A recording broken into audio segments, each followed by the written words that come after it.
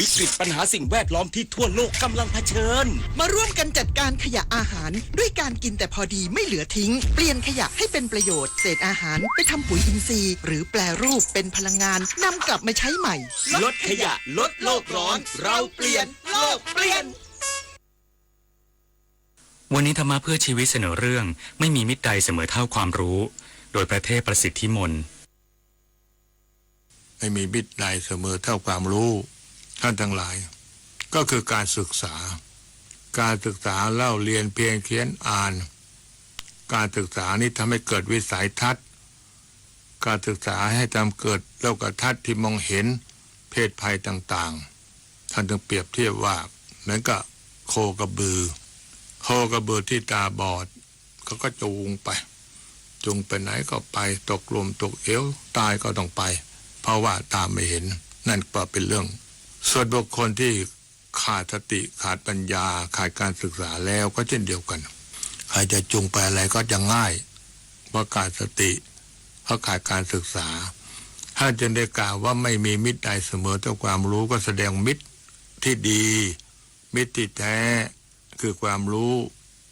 ก็คือการศึกษาเขาหลักสำนองที่ว่ารู้ดีเอาไว้การรู้ทันเอาไว้แก้อยากเที่ยวใต้ไปไหนดีลองไปนราธิวาสสิลงชุมชนดูของดีได้ชิมของอร่อยคุ้มค่าสุดๆมีแบบนี้ด้วยเหรองั้นเราไปกันเลยสัมผัสสังคมพหุวัฒนธรรมดื่มด่ำธรรมชาติที่เกาะยาวเดินป่าฮาลาบาลาชมหมอกหยอกเมฆที่สุขิรินแวะเช็คอินกับเสาธงชาติไทยปลายด้ามขวานมาร่วมกันปลุกกระแสซอฟต์พาวเวอร์กับการท่องเที่ยวชายแดนใต้อย่างเต็มรูปแบบป่าไม้เป็นทรัพยากรที่สำคัญของส่วนรวมซึ่งทุกคนมีส่วนได้รับประโยชน์ร่วมกันการดูแลรักษาป่าไม้จึงไม่ใช่ความรับผิดชอบของผู้หนึ่งผู้ใดโดยเฉพาะ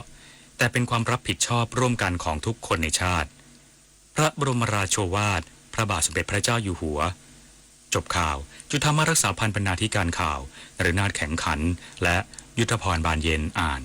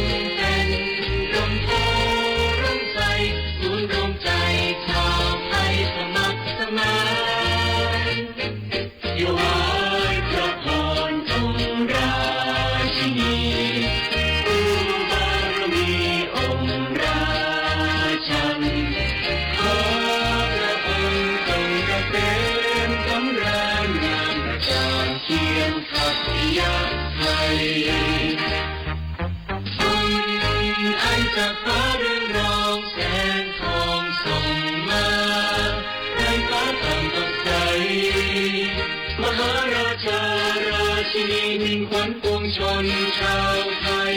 เกิดไทยประกวดในถวายใจสาธุดี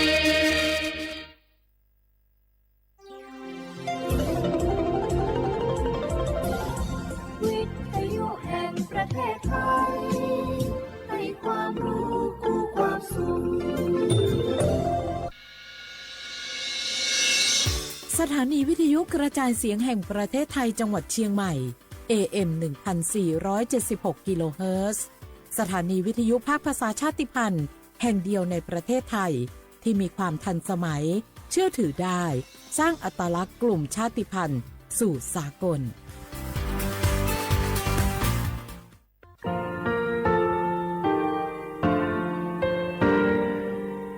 งาคือมีติปิเพกาวิเชแลงาคือติกาติชูแลติเลเพกาวิมาเฮยาค่างาคือชอยาออโตโคโลกาติเทวิออโครคาติผาคาชูโยอาชูโยวิโยกาคาเดติเลอติเกกาพุติลาวิทปาโตงาคือชอยาอาสติกาวิโยงาคือออโตโคโลออโครคากาติเทวิอือเวอีเวมาโกติยาลิเลทอกาอายีอือเวคาชเวเพวิโยอลักวงงาคือออตุคอลูออคืออคากาติยายามาเตียลาบิลโก งาคือชอยาทอกาอาสาติมากาวิคาชูงาคือมีติปิแผกาวิเจแลงาคือติหมูติฉติแผแล้วติกาลีอาชุยเวอวูปุตาเวกันติภาคาเสติเกคาเดกากาติเชวิทัปาตองาคือมีติปิฉกิแผลากาวิโยเชแลงาคือเทจอมโคคางาคือมียาถาตอคอปิลาตาเวปุระเวติเชเสนีเสหปามัชหปานิงาติเชออกขอทามัววิทยาลัยวิชาการศึกษาประสามิตรโกเวออคโลจากเกรทาไทจอมคุโฮกางาคือมียาถาปิยาลาตาวิตอกคติพายโย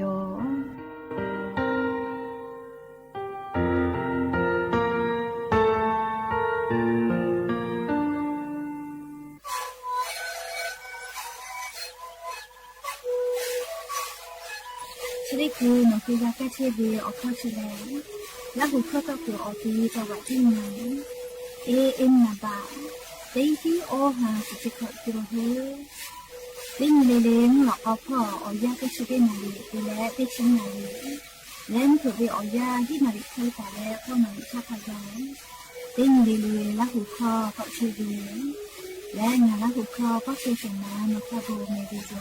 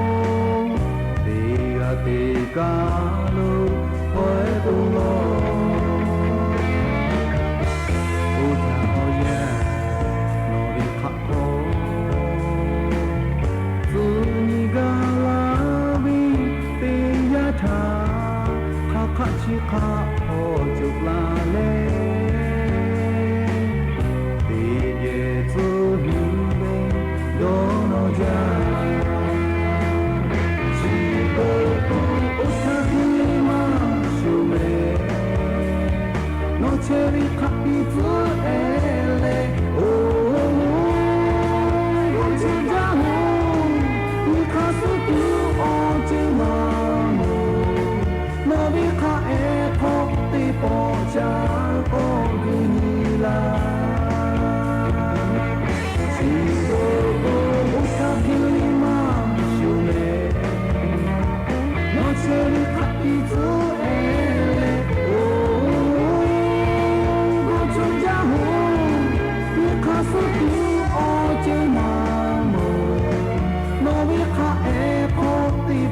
อ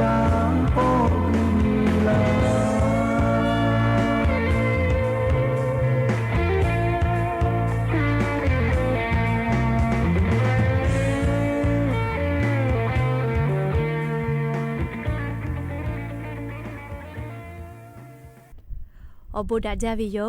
อย่าเพิ่งหาติปอทอกาดาจาวิโอยาชติยาอคโลลิงาคือรายการอบูดาจาก็วิโอคโลติปอกกามีลาแล้ว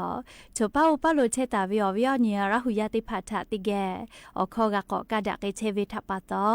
อรอปืติกาลิลิทาตาอุยอยาวิโอคโลละเซจาและรายการอบูดาจาอคโลหะอยู่ลาวิโยแม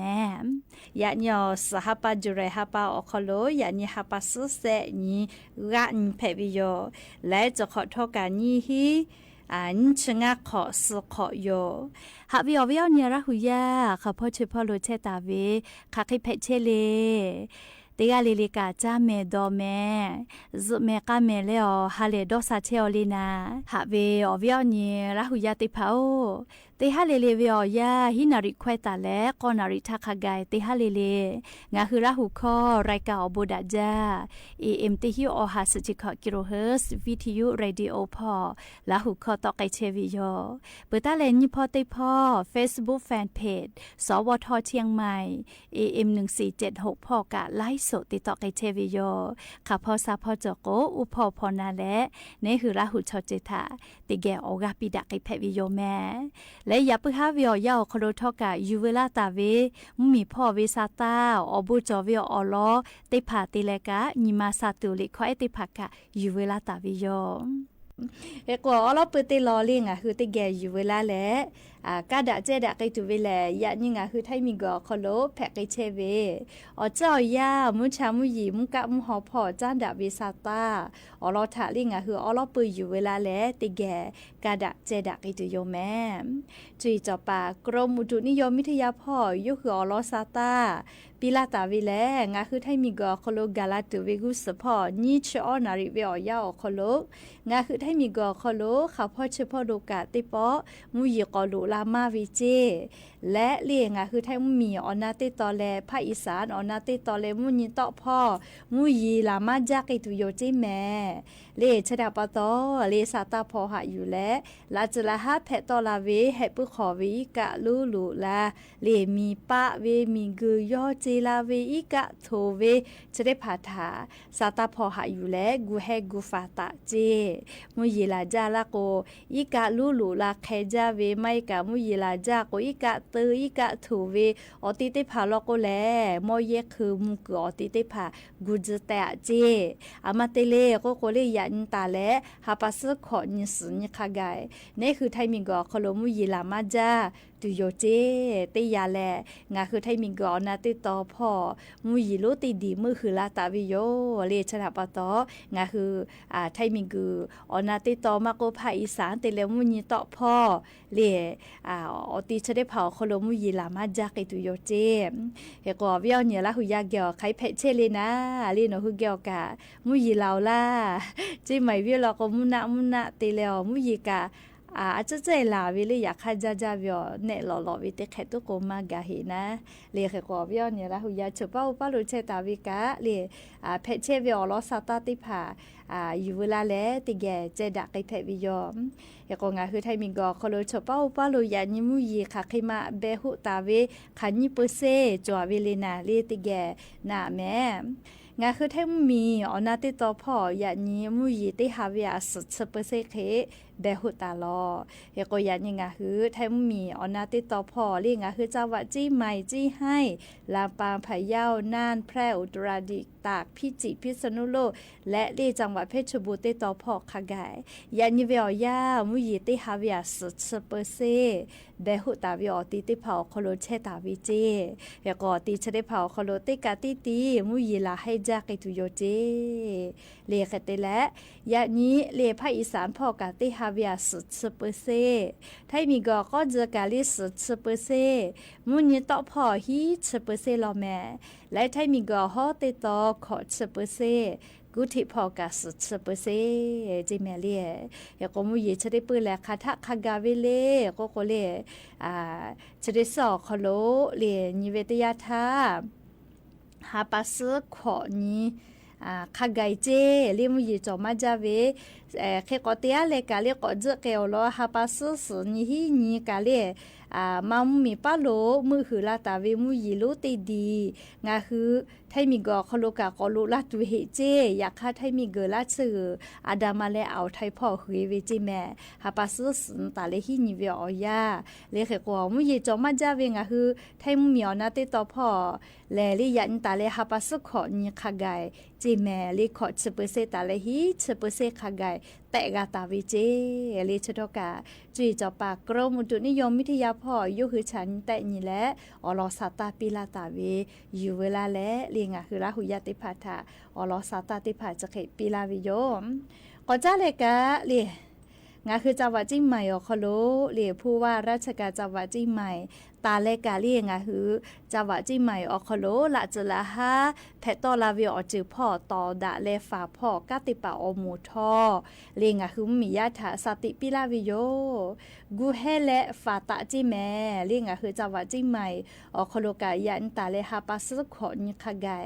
มุยีลาจาละก็อีกะถูกใครวิอติเตพากูเฮและฝาเจเลียมอจีเตพายกะขอมากาลูกไกเสไกตัวปนาเลียมกูอติเตพาคโล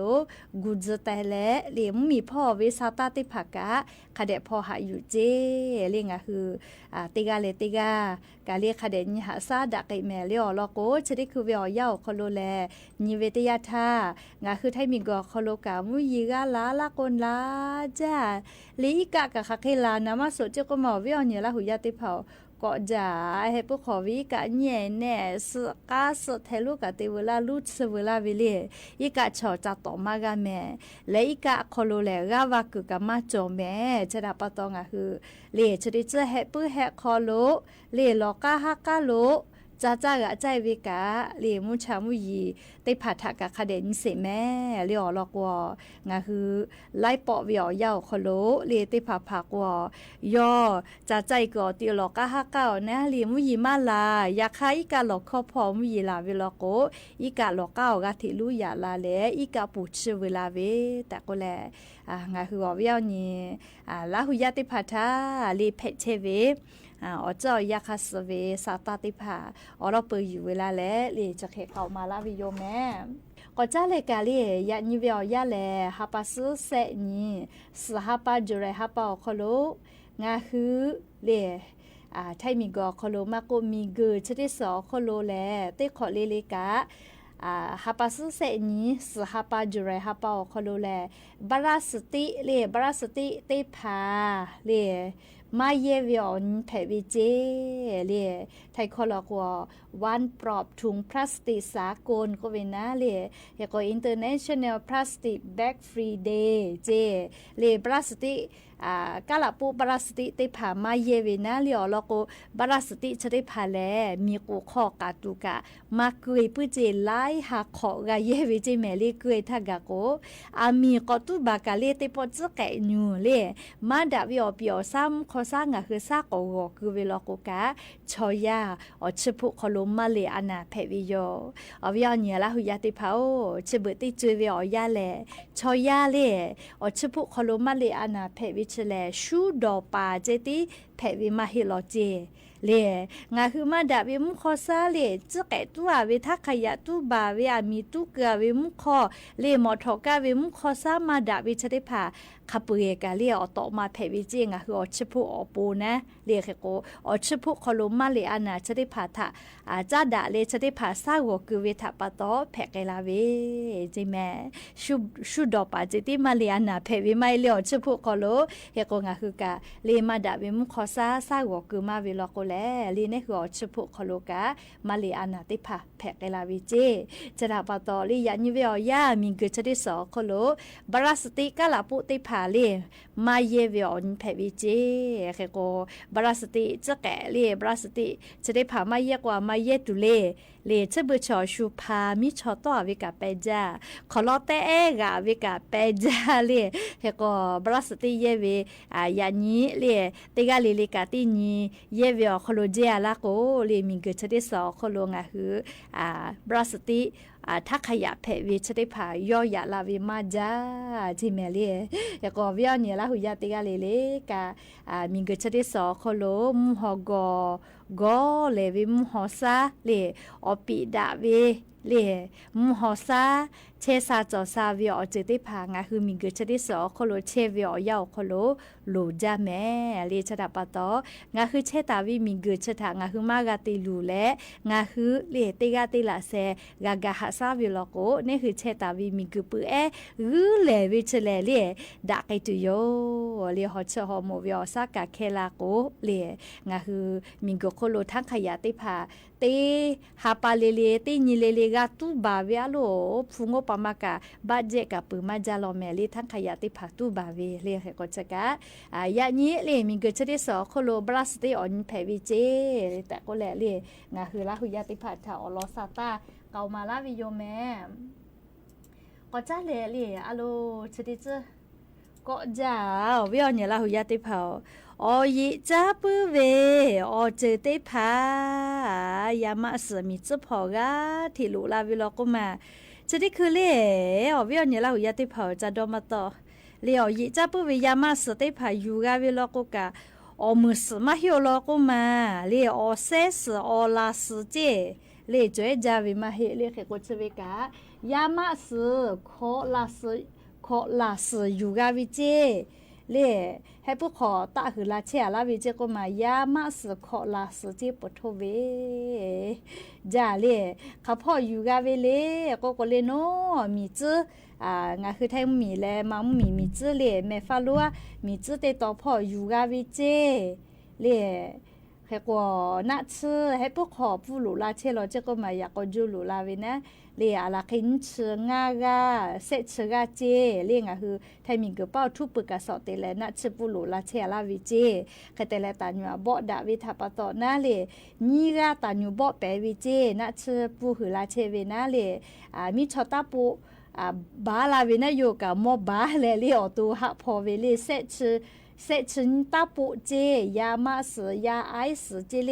ยามาสแล้วก็ขอลาสวกาวิเจยาไอขอชอกิลูเจ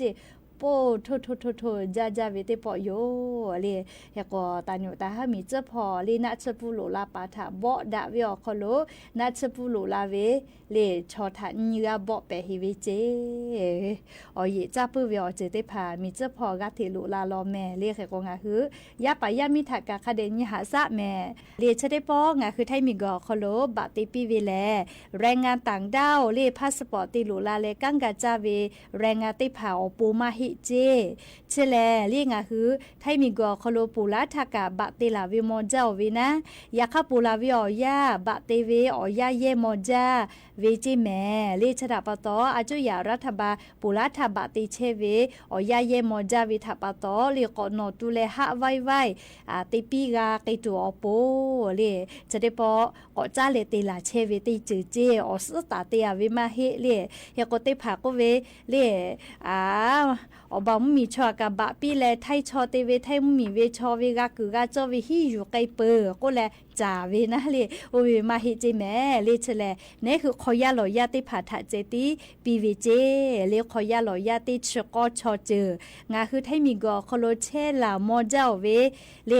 เชลามอเจ้าเวอีโอเวกาติชงาขอคู่เวเจเฮโกปุลาทานี่คือขอยาลอยาลอกอชุบะติกาเลมาจาเตลาเวเลโนขอคุเชโกซาตามากาเวทัปตอลิติกามาเกโดเลชูบาติกามาจาติเวนะเลนี่คือขอยาลอยาโอเคเวปะหามาจาแม่เรียกกอนี่คือขอยาลอยาไทยมีกอคโลปอกะนาชยอมาจาปอยเขกใบเกิดมาจอเลี้ยวแต่ไทยมีกอปอกะใบเกิดมาจอเวเลียมาเตเลโกโกสุโยกามากาปอเลียอะขอปอเวเขกใบเกิดกามาจอเลียจะเคเวปะหาติพาเลียงาคือไทยมีกอคโลยายาเนอุตุลาเวติพาอาจุยมายีจาเวพ่อมาโกเลอาจุยารัฐบาลกาลาวิอเจติพาคโลกาเกมากาวิมาจาวิ โยเฮโกปุลาทบะติเวไนจาเลอหันพะเยเวอยากให้ชะได้ปอเลงานยอโคโลเจติฉันเตนี่แหละบะกะเพวิชอลโกเตปอติบะทอปีไกวิเจเฮโกลิงะฮือซาตาชะทากางะฮือกอนิเวตยาทาคเดกานากาตุเวเลงะฮือขอยาโลยาติผาเจติปีเวโกเวโลแมเลเฮกว่างาคือไทมีกอคโลเลจะได้ปอบะปีวินหมู่จอเวลอติหมู่ลอโกเลบะปีเวสัญชาติไทยลอเวเลอเลียวค่าสเกตาวิชอติผาแลงาคือขอยาโลยาชอเจเจไทมีกอคโลปอตาเวละฐานจอเวติผานะเลใบเกิดมาจอเวลอโกเลใบรับรองการเกิดก็เวติผากาจอเวนะเลเฮกว่าจะได้หมู่คโลเลงาคือไทมีกอคโลปอเวขอยาโลยาติชกชอเจเวจะได้คือเวอยาติเซอมือเซหิงาหาแลนชงากาเลกรมการปกครองพ่อจาลาจอตาวิเจเฮก็จะได้หมู่ทาเลนี่แหละเลสัญชาติไทยบะเฟเวกะคือเวอเลียวค่าสเกตาวิลโกเลเตปอติบะเฟถอปีไกตุโยเจเลคเตเลติหมู่ลโกนาเลปอกอติจามากาอยากค่าไทมีกอคโลเชลาวิมอเจ้าจะดาปะตอเลชะติหมู่ทะแลไทมีกอคโลมีเวอเลียวค่ากฎหมายจอเวคาซื้อและลีจูไต่ไทมีกอคโลเชเพตุอโปเลชะติพาลโกเลสถานะติผาปีไกตุโยเจเลจะได้หมดทะลอกเลสมีไทมีกอโคโลเวชอก็แลนาเลบะเฟเวตุกมาฮินาเลจะได้หมู่ลอกบะนาเลสถานะก็เวงคือไทมีกอโคโลเชเวชอก็แลเลติคือติเคงาคือมากาพอตูอโปนะเลเคโกไทมีกอโคโลเซเชเพวิเจขอยาลอยาติชกชอจือเลไทมีกอโคโลจูแต่ไตเชเพวิเจแล้วขอนอเลบาตันดาวถาวรชติภากาวิลโกกะสัญชาติไทยติภากะกอลอเพวิเจเลเคโกติแขเปิดติแขชัวเลี้ยวค่ากฎหมายแต่เวคาสกาติไกวิโยเลเคโกชติปอบะกาวินยาลอเลสัญชาติไทยลอแพเวอเลียวค่าสเกียวิลโกเลเตปอติบะเฟกาเวเลเคโกสัญชาติไทยลอเวบะเฟเวกาเวอเลียวค่าสมาเกวิลโกเลงาคือไทมีกอโคโลเชเพตุเวจูแต่ไตเชเพตุเวบัตถาวรติภาเตลาไกตุโยเจเลเฮโกงาคือไทมีกอโคโลเลใบสำคัญถิ่นที่อยู่ก็เวนะเลชเวชติมัวโคโลเวบะลโกเลงาคือเอกสารติฟูเลค่าธรรมเนียมติผ่านนะเลอาจุยารัฐบาลแต่เวคาสเลติกาเวก็ฮาบะปุวิเจเลอภัวกาจติเวนะติกาเวก็ฮาบะจิแม่เรียกเตแลบาประจำตัวประชาชนทอเวลโกติกาเวียติฮาบะเจติเจเรียกกว่าฟูวจาเวมาทิมาโจเวติผาเลกรมการปกครองพ่ออาเภอพ่อจะเตเวหมอเวลโกศูนย์ดำรงธรรมหมอคโลตาละจิแม่เลี้ยวแล้วก็จะได้ปอเลดอลตาเวแลงคือไทมิงกคโลเชลามอเจ้าเวชอติพาเลไทมิงกเวชอโยแต่ก็แลคาเดยืกาและไทมิงกคโลเซเชเพตัวโปเลจะได้ปอเวียย่างคือขอยาลอยาสถานะมาจอวิถาปตอมมีเวียเลี้ยวค่ากฎหมายค่าซื้อมาจอวินะเลเฮโกจอตัวโปกูปีวิเจติยาลก็ชูฮีและฮีจาเวชูฮูจาปีเวไม่กาลิชูบะเตโกจะเขาเคมากุเลลีนจาบะจาปีวิชติผามากาจอดูนะใครแต่แล้วมีเจ้าหน้าที่กาติปาติผาที่วิจอวิอคโลกาติตัวอโปเลดอลตาวิเจเลฟูก็จะมาเพนะเลงาคือใบสำคัญที่อยู่ก็เวเลชเวลอเวลโกเลขาธเนียผู้ก็หาบะเจบะทอเวลโกติหาบะเจติปือวิเจเมเลชเลอาผู้กาปือวินะเลค่าธรรมเนียจะใครไม่ติจอวิเจแค่ก็หรือชเวลหรือก็จาเวลโกแลเลโยหือมาที่มาจอเวลคโลโยเวผู้กุปีเขาก็คือเชเวตาหิโยเลแค่ก็ปือลาเวชเดซอคโลกาซาตาบูจาอุทาปะละเลอาเพื่อสาใส่วิเจเลแรงงานต่างด้าวเวบะสีชมพูนะ จอแรงงานต่างด้าวลิกากาจาวิบาสีชุพูติปิวิอคโลค่าทำเนี่ยฮิตสบายวิเจอยากให้ยอดติกาวินี่หากว่าเวลาเจข้อพิจารณาที่คือชุดทอคอเพกูโหเลยมาที่มาจอวิอคโลวอจาวิทัปปะโตเลยจะได้คือทอคอเพกูแม่เลยและอย่าปื้อฮาติปอทอกาชิลากาลาตุวิอลอซาตาติผาจะใครไม่จะได้โยแม่ลุลาเลกากาพนาเลอโอกาปิลาเชเวติกาเลเลกาอบูจาแม่ติกาเลเล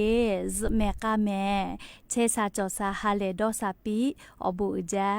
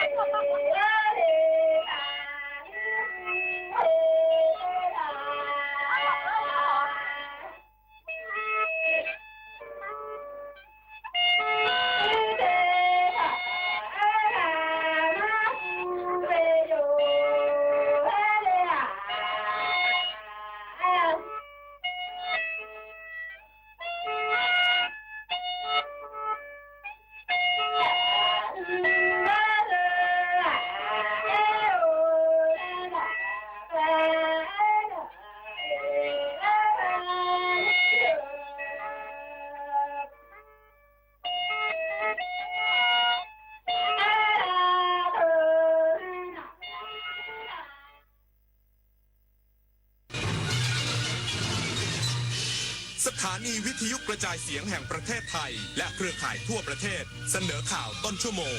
รู้เร็วรู้จริงเกาะติดทุกสถานการณ์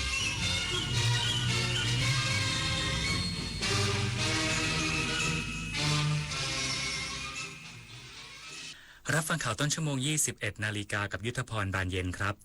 รัฐมนตรีว่าการกระทรวงมหาดไทยเตรียมเข้าปฏิบัติงานวันแรกพรุ่งนี้มุ่งดูแลปัญหายาเสพติดและสะสางปัญหาที่ดินเขากระโดงอีกสักครู่กลับมาติดตามรายละเอียดครับ รู้ไหมว่าโรคพิษสุนัขบ้าติดต่อสู่คนได้และหากแสดงอาการแล้วไม่มีโอกาสรอดถูกสุนัขหรือแมวกัดข่วนหรือแม้แต่เลียบาดแผลอย่ารอช้ารีบล้างแผลด้วยน้ำและสบู่ให้สะอาดแล้วไปพบแพทย์ทันทีเพื่อรับวัคซีนป้องกันจำไว้วัคซีนช่วยชีวิตได้โรคพิษสุนัขบ้าป้องกันได้ถ้ารู้ทันและไม่ประมาทอย่าชะล่าใจถูกกัดถูกข่วนถูกเลียบาดแผลรีบฉีดวัคซีนทันที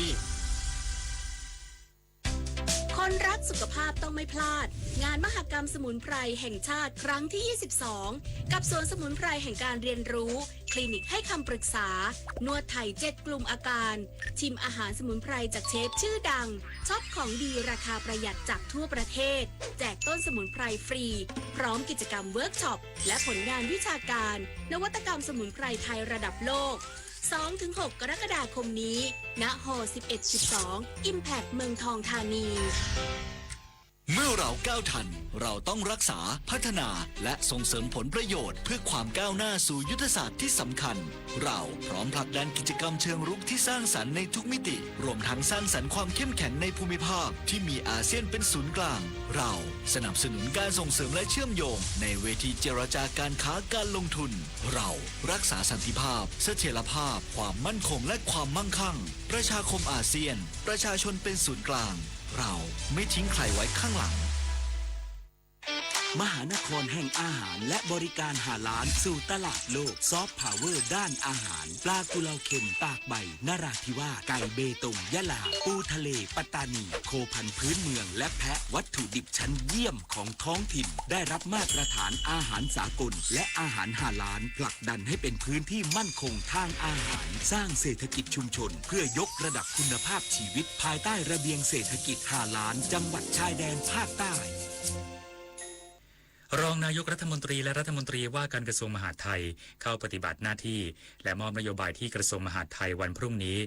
มุ่งดูแลปัญหายาเสพติดรวมถึงสะสางปัญหาที่ดินเขากระโดงและที่ดินอ่าวพายนายภูมิธรรมเวชยชัยรองนายกรัฐมนตรีและรัฐมนตรีว่าการกระทรวงมหาดไทยกล่าวถึงการทำงานในกระทรวงมหาดไทยว่า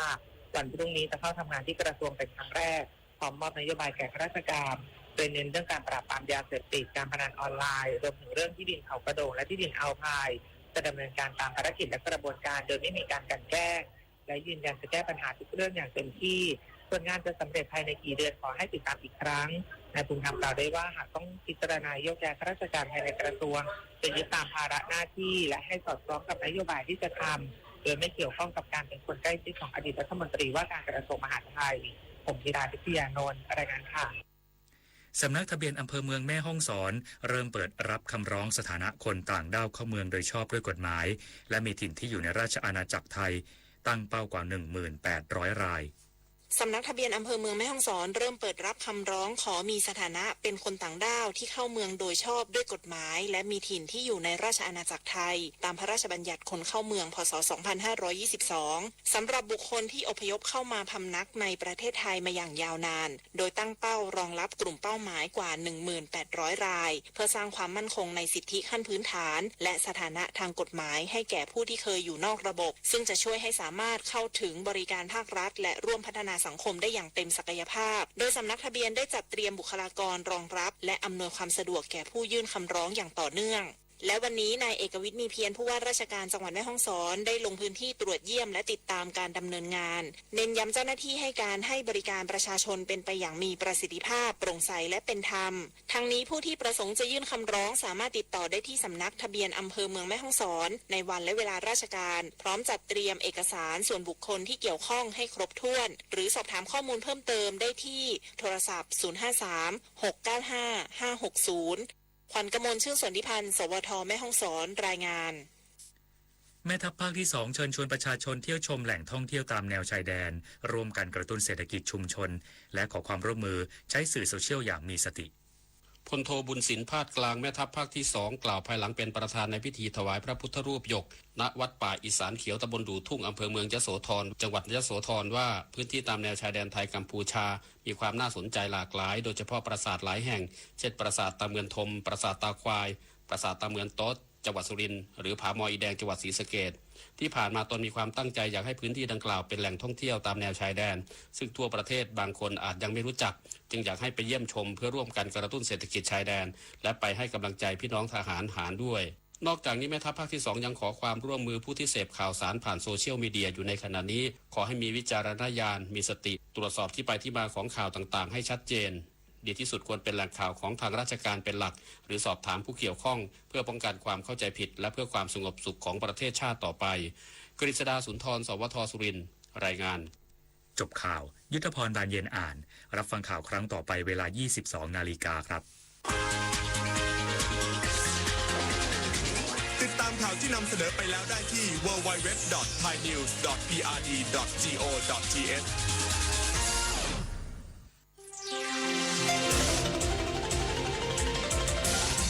วิทยุแห่งประเทศไทยให้ความรู้กู้ความสุข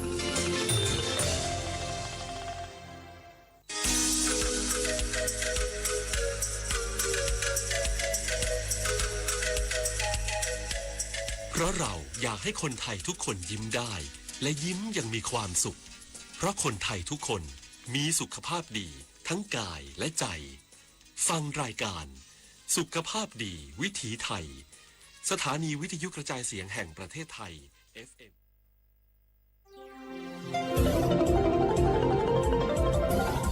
วิทยุแห่งประเทศไทยให้ความรู้กู้ความสุข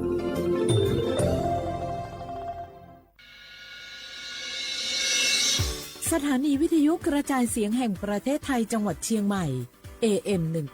1476 กิโลเฮิรตซ์สถานีวิทยุภาคภาษาชาติพันธุ์แห่งเดียวในประเทศไทยที่มีความทันสมัยเชื่อถือได้สร้างอัตลักษณ์กลุ่มชาติพันธุ์สู่สากลสปสชโยอานาลูกาดูยมือจสาโดลัญญานาโกลุคุมยาอุตาจสาโดเจียงหลังในยานีหลัวแม่บัตรประชาชนยาวเดอจันนังเดเลเนงาขวงกมีโลคุมยากาดูวันโรคตับอักเสบบีบาดทะยักคอตีบไอกรนโพลิโอเยื่อหุ้มสมองอักเสบวสีจอนเอลแมโรตาหัดเยอรมันคางทุมไข้สมองอักเสบเจอีเฮเดออะโมบาดาเนอุมายุญญาแมสิญญาเจโมนาสปสชติซุ่มจำยอสปสชเขต1เชียงใหม่นากาจำยองาซุ่มญีเยงาซุ่มงาปโยดามโอเดนากาตีโกจำยอนึมานาโกนาลูเดนากาติซุ่มญีซุ่มโยกานาลูกาดูเมเดฮัลโหลสวัสดีครับพี่น้องอายุอันนี้เดือขยาวโฆษณาไกกะกอสถานีวิทยุกระจายเสียงแห่งประเทศไทยจังหวัดเชียงใหม่พปานเนอบีเคฮอมอนาแอออนหลิญาเมเจสถานีวิทยุกระจายเสียงแห่งประเทศไทยเฮนาอย่าซินก้อนบีดูอย่าล้อนแต่ช่องหางละหาเชกะปอจักันเนดูโฮอีสอนนี่กามาลาวเนกามองขากากาอีกุญญาอายุเนียวโฆษณาบีเกหมอญาแลนึมาอ้อนานากาไงเหลียวแน่ไงชญางายีเนียวนากาสัมโบนาขอนี่จำยองาซุงนีสีโกจำยอโกเย่และงาเดใจที่โบนาขอนี่จำยอเวนีโกเย่งาสีเวและงายีเนียวมาเจอเกญา我是下面看cha cha menu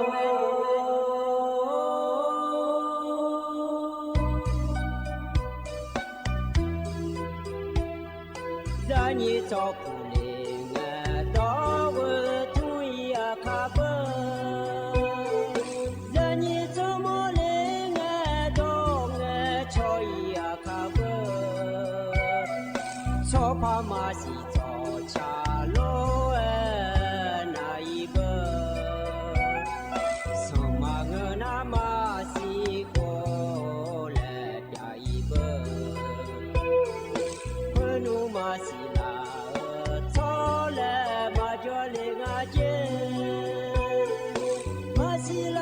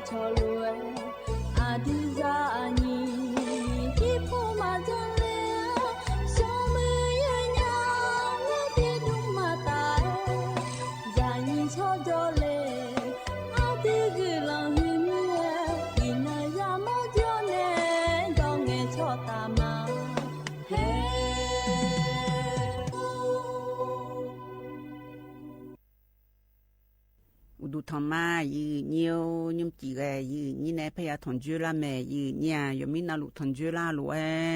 อายามนาลิทิลากาดู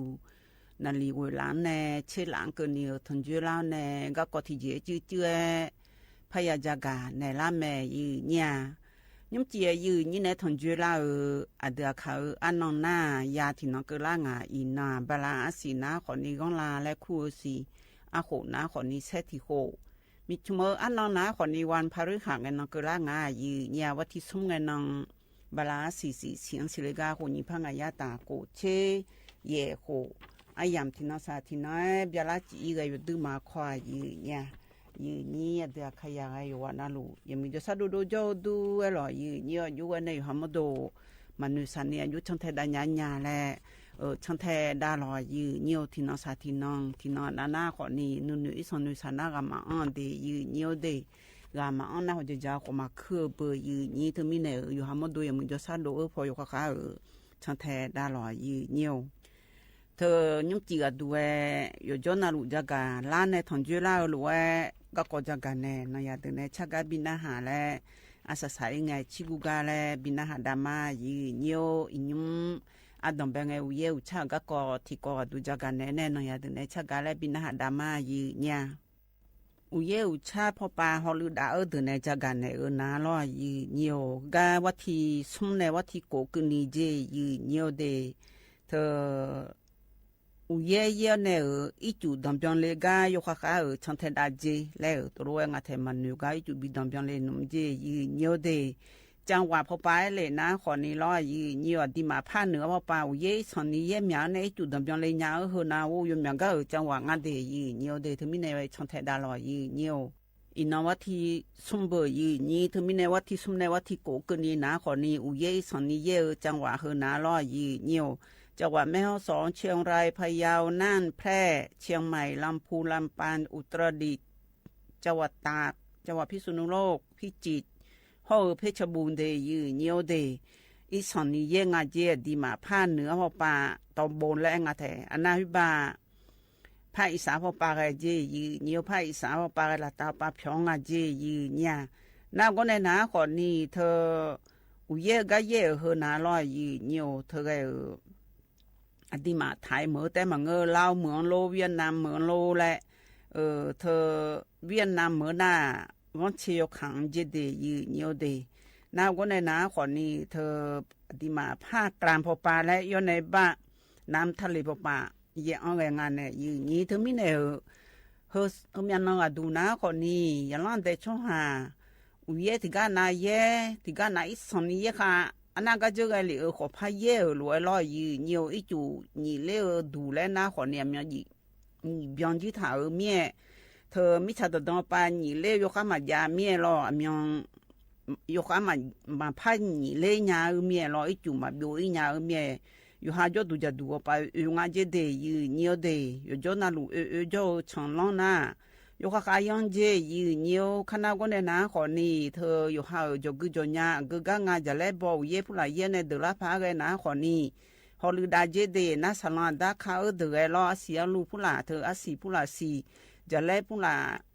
บอในเดือดเลยพากันขอมือเย่สองเย่ในเดือดเลยพากันขอมืออยู่หามาบีเดือดเลยพา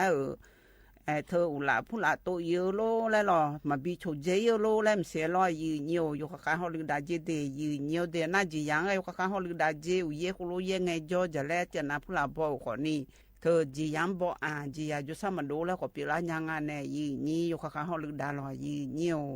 เฮกันเนี่ยนะนายาเดินในชักกะทิตีและพันนาหาเบียดามายืนเนี่ยนายาเดินในชักกะบินนาหาเบียดานะขอนี่เธอกาอันนี้น้องฟ้าในชาติกาตะกอลุนหาเบียดามายืนเนียว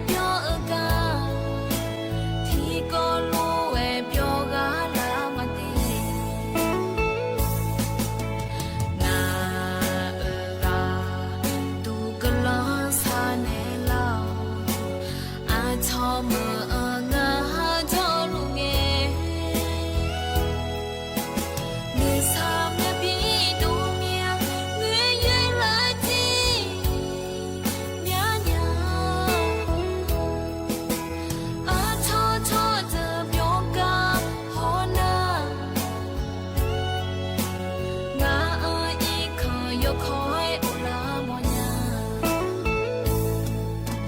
ga ma do thi ko lue ka ma do phe to lue ka lu ma li i sa ya mi ne ka ma la nya na we cho me num tu o li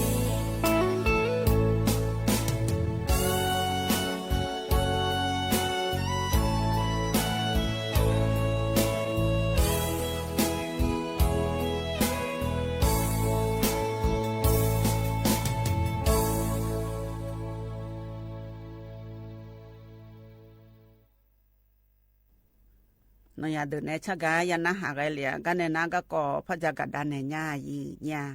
da no yo haมือถือตะกาชอ SMS และงายีเนะชอข้อความตะกาโลyo ha มือถือสมบูเจโบลาเธอ SMS และเธอจะมีชอปลอมและงาโลมามานี่เกก็ก็มาเงจะมีก็ก็ละงาจีอันนั้นก็เนี่ยนะขอนี่เธออยู่หามดดูก็ก่อสร้างอาจีเนี่ยโดยเด็กก็ก่อดีแล้วรอชคนละครึ่งยมรัฐบาลช่วหาเธอโดยเด็กนะขอนี่ที่เขาบีมาแล้วเธอตีรอยืเนียวเธอไม่แน่เธอตีดูนะขอนี่อย่าล้อเด็กช่วหาแล้วชอมิชาชีพแล้วงาแทยมครั้งหน้าขอนี่รัฐบาลช่วหาเที่ยวคนละครึ่งและเธอรอยืเนียวโดยเด็กการลงแรงผู้ร้ายอย่าโลอย่าโดโลที่แค่บีก็ก่อเธอหนาขอนี่จะมีจะเล่าช่วงหาจงอาเจเดยืเนียวเดเธอมิแน่เธอก็โครงการเที่ยวไทยคนละครึ่งปี2568และเธอหนาขอนี่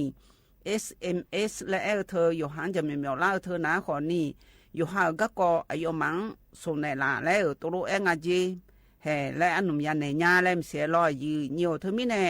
จะมีช่วงหาก็พระจงอาเจเดยืเนียวเดก็จีก็เสียยืเนียวจงดูละนาลอยยืเนียวเธอมิแน่เธอหนาขอนี่ลอยยืเนียวอยู่ขายยองเจเดยืเนียวเดอยู่ว่านาลูถ้าจงเลเจแล้วตัวรู้งะเธอก็โครงการเธอหง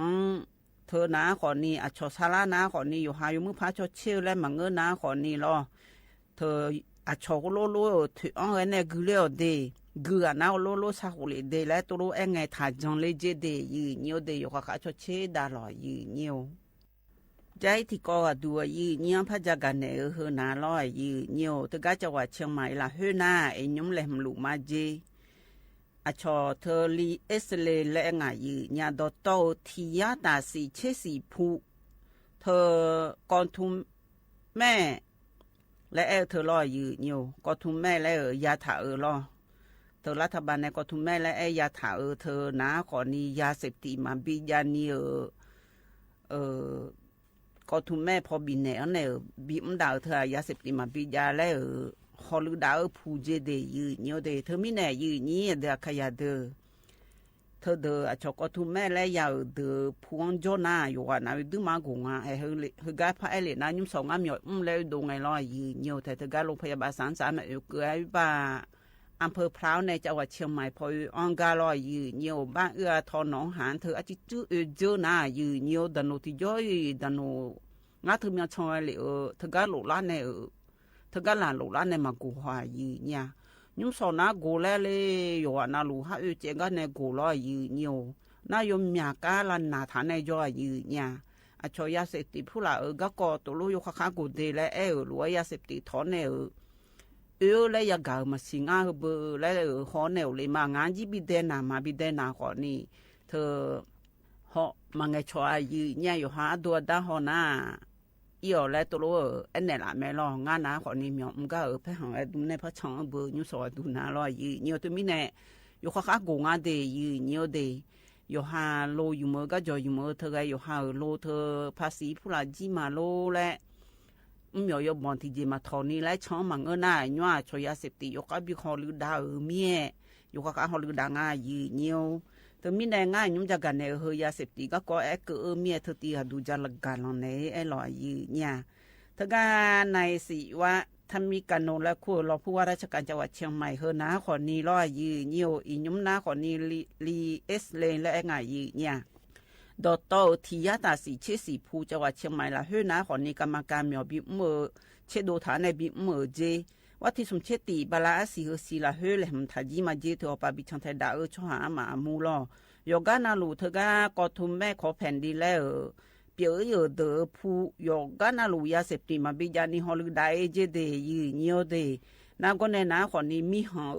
ขังยกคาฮอลไดเจยกานาลูแล้วตัวรู้งะตัวรู้ฮอลไดหลวยดูมาเนี่ยยามองไงยุมนาลอยยืเนียวยุมนาขอนี้ยาเสพติเธอดีมาถ่ายมือมาบิละมาบิเขามาบิจามาบิโดและยกคาฮอลไดหลวยชดเจ้าหน้าที่ตำรวจพอปายกคาฮอลไดงาเดยืเนียวเดถึงก็กฎหมายพอไปว่าการช่างไทยได้เจอสู้ว่าจะสู้ว่าดอสู้ว่าเธองานแล้วรอยืนอยู่ผลิตแล้วของานในเขาเดือดรอยืนอยู่และเนี่ยมาเจน่ายาเสพติดในดูแลจีก็ยาเสพติดในยาล่าผิวในเยอะโดไม่ยอมอยู่จีน่าลูยูมาเจยืนเนี่ยแล้วตัวรู้งะอายมากรรมการเธอเชื่อดูเอเจเธอไปบิฮอลดาหรอเธอก็ก่อนทุนแม่แผ่นดินและเธอที่ยาตาสีชื่อสีผัวดูงั้นเดี๋ยวเขาฮอลได้เจยืเนี่ยเฮกายุชปูฮอลดาและเฮนาขอนี่ร้อยยืเนียวอาสัวยอหาพูละเฮอาสัวยาเสพติดจะจดจ่อนะขอนี่บิดายเจบิดากันนะขอนี่ยเดยิ้มดาลาผายเจแล้วตัวงะน้าก็ในนะขอนี่จังหวัดเชียงใหม่ละเฮนาแล้วตัวงะยืเนี่ยยอพิจารณาลูกหอเนี่ยเจเดยืเนียวเดเธอยาเสพติดยากะกะมังตอนี่เดเฮเธอมีเนี่ยชนเนี่ยมีน้องคนรู้บดดูละมีดันโว้ยยดูมาโกงอะไรยืนี่ยุงขานาคนนี้ยกขาชันแทดาลอยยืเนียวอยู่ว่านาลูนี่ยอนดอกมีไอ้ลอยชนในทำทัศน์หน้าทำทัศน์ยืเนียวอยู่ปันในมักเกอแล้วมีเนี่ยเอ็นเนี่ยรอเฮยืเนียวเฮกันในนั้นนอย่าเดินในชักกะทิตีแลพันธะเบียดามายืญาณยาเดินในชาเฮตีก็ดูนะคนนี้ยาเสพติดก็จะเกิดลอยยืเนียวทกานี่ก็อยู่ในชาติยาแม่ในยืนี่ยศสายาเสพติดจะโดบดาบ้านในสายญาแล้วก็ดูจุดท้ายอีกข้อยเปียยสายแล้วเช็ดผิวบอนเช็ดผิวมาแล้วชาแม่ในยืนี่แต่ก็ลุ้นหาเบียดามายืเนี่ย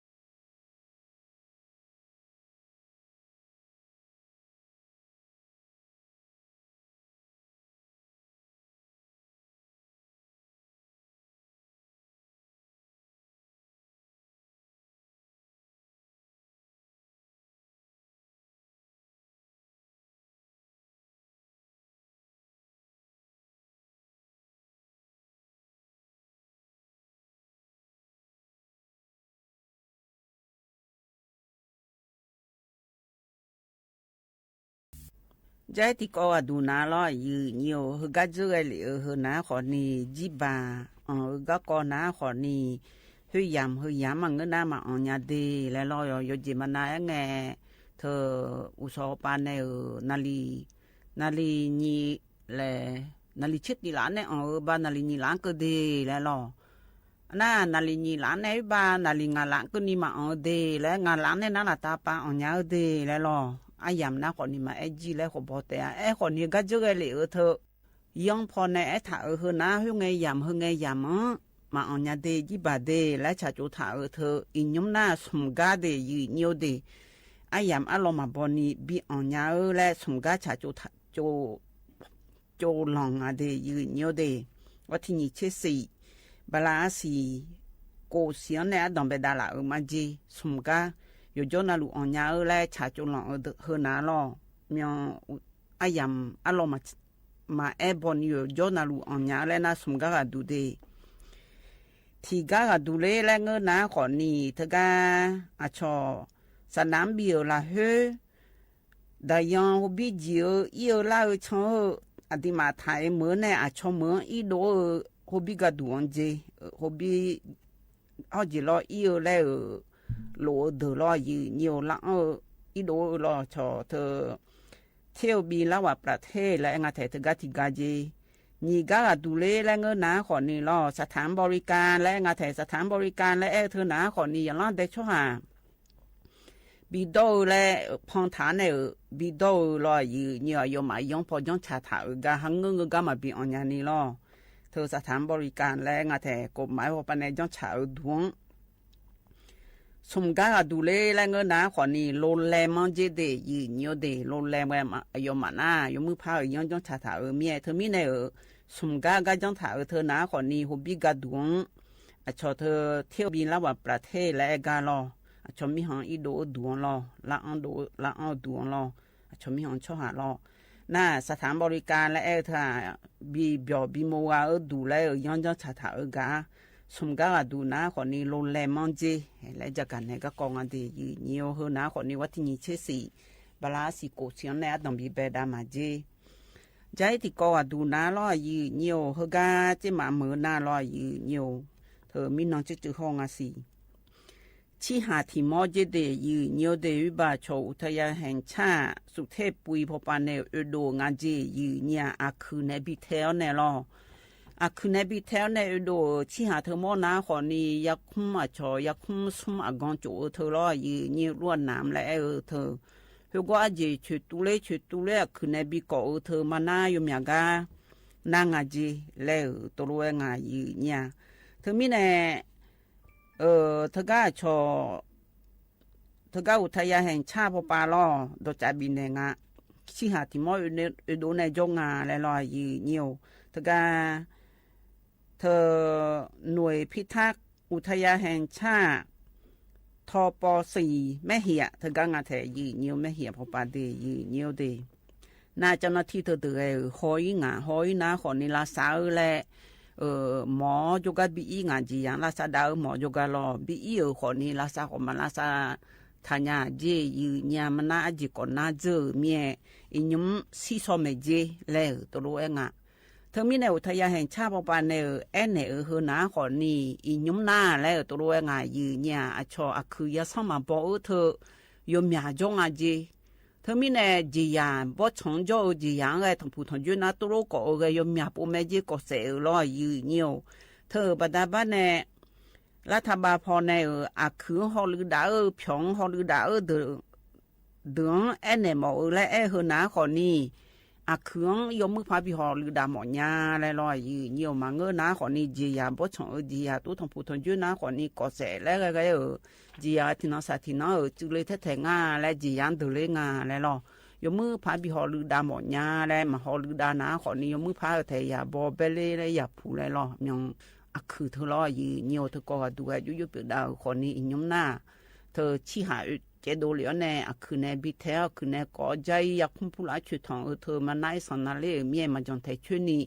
ซีเมและจากการเนี่ยก็กองายยืเนี่ยเฮกันเนี่ยนะชิกุกาเลยเฮกันเนี่ยนะหน่อยอย่างเดินในชาติตีและพระบินหาดาญาสียืเนียว นยาเดินในชาเฮตีกดูนะขอนี่อาวลิหันในชากาตะกลุนหาเปียวดามายืเนี่ย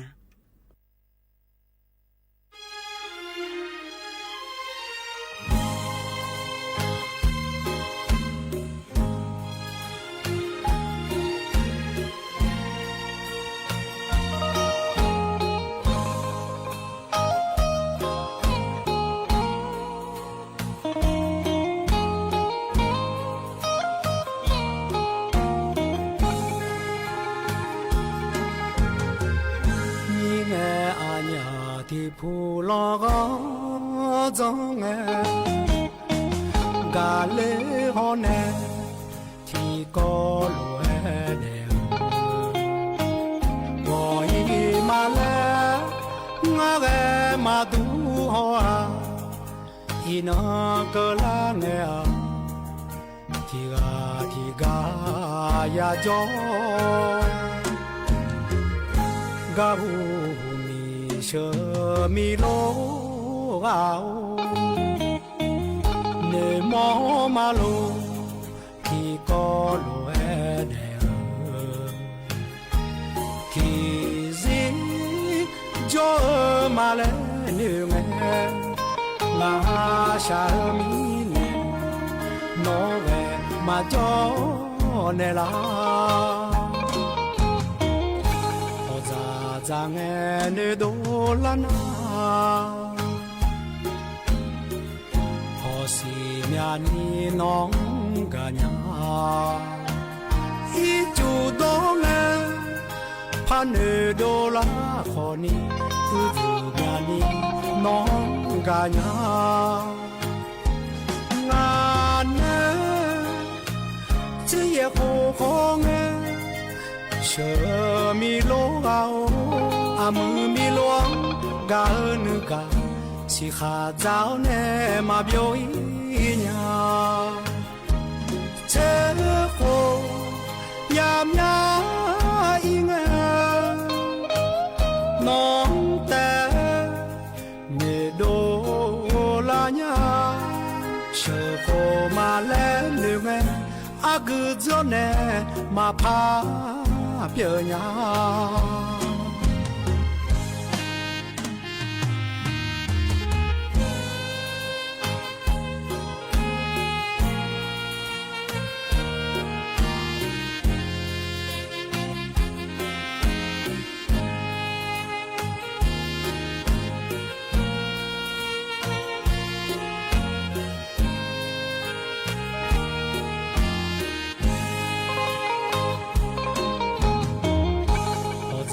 giang nghe nơi đô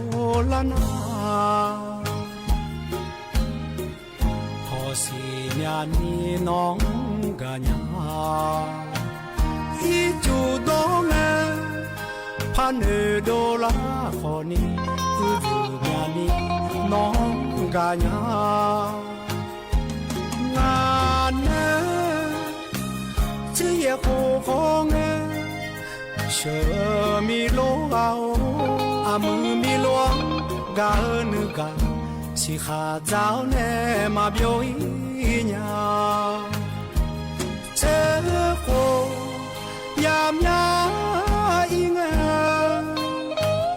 nong te nè đô la nhà chờ khô mà lên đường nghe cứ gió nè mà pha bia nhà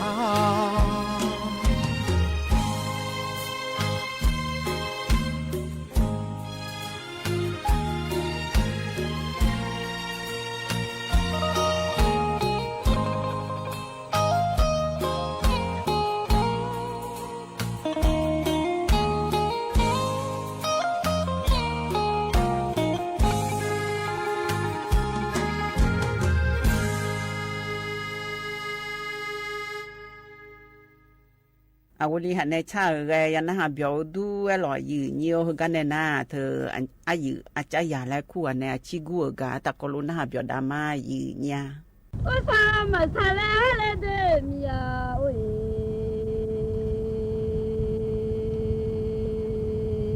งาจิมาจะโหโยอามาเลโห yo mi de le nga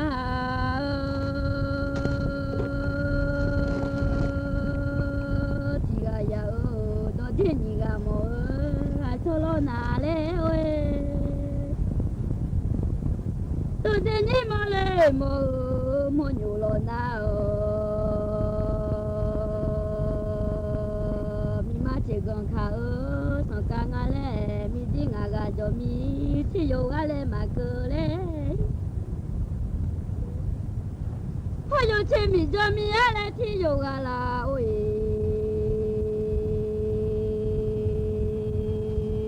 mi de ti mo do ga chi sa ga le ma ko le ho yo che mo le do mi ya ti sa ga la lo a wo la o mi ha ya yo de o le wo sa ma sa le ale de mi ya oi so mu jo che do nge lo a wo ya mi de ya che ya mi ja le jo che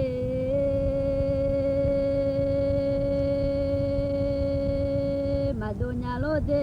so mu mi lo jo ba ga nge ya che mi lo jo ba ma ga nya lo oi o sa le le ge nya go ma de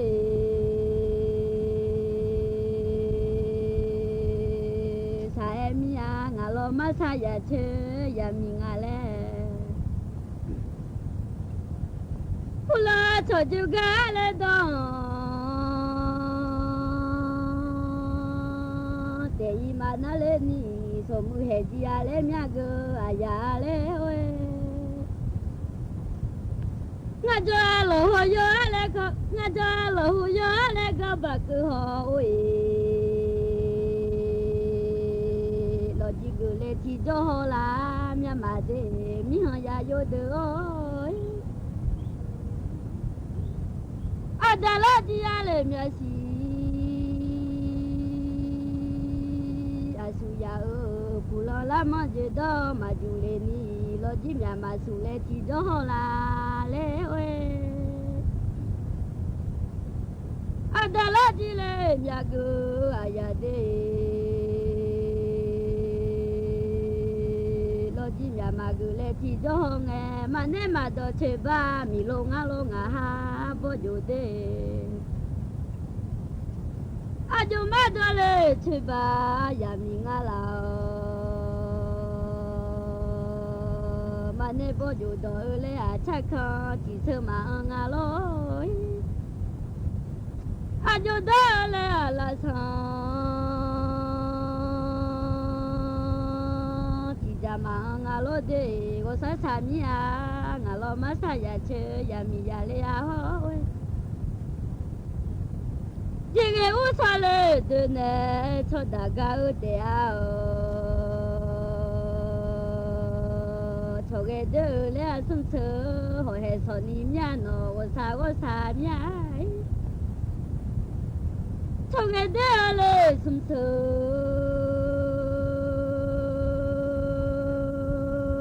ho he so ni de nge ni ji da ma kha ya nu ma le jo le oi you to me ya le kha mu je o ma ne do nge cho kho ma do mi ya nga ha mu de tu si de nge le hi lo ma ja lo ho anya u du ye che cho nge ja la ma ye mi ya wo sa mi ya we u du ye che le cho nge ja la ma ye le ho ma ne ma do cho kho do ma ne mu ma do le cho kho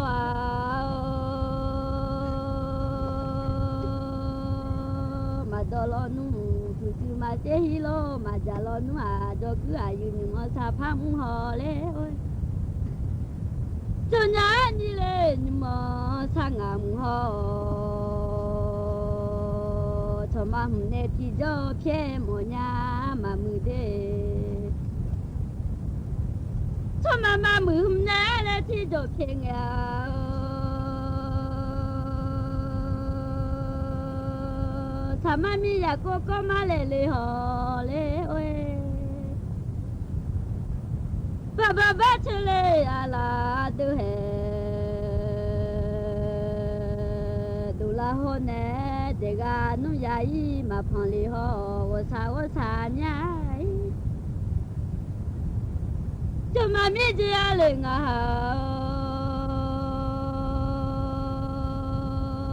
chỉ gà quê yêu chung mà đó cho con mà đó lo nó mà lê ơi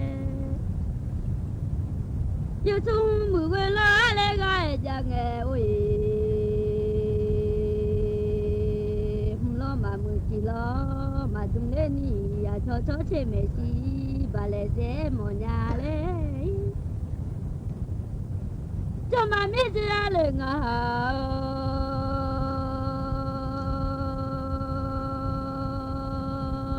ya go sao mà sa go em nhà go le mà nên bao giờ mà đã le chơi bà mi long à le cho cái đứa le sum sơ họ hệ son đi đứa ngày le hơn nó mi mừng à le họ biểu lối mà la le mẹ chỉ nói ra le ngà le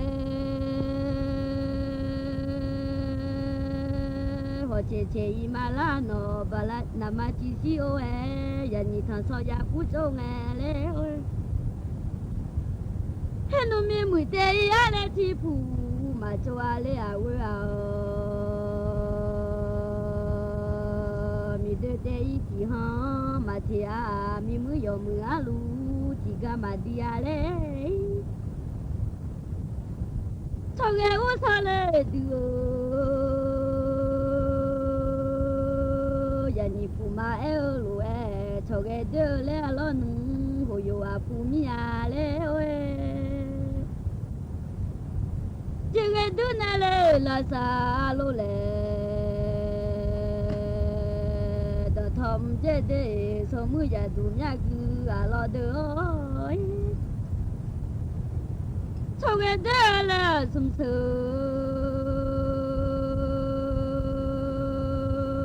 son ni đứa ngày lẽ hơn nung mi mùi tê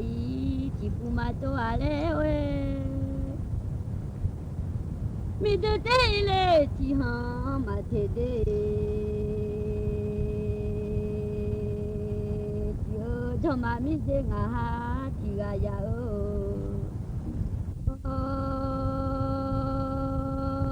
ya mi mui yo mga lu chỉ gà mà lẽ đi na lẽ ơi mi de yo le de oi ya tu du na ma do nga je u he de yo de mi le de no lo ya i bo ma nyu nga je se ji yo mu le mi mu te i cha na le nga la ma cha le ya te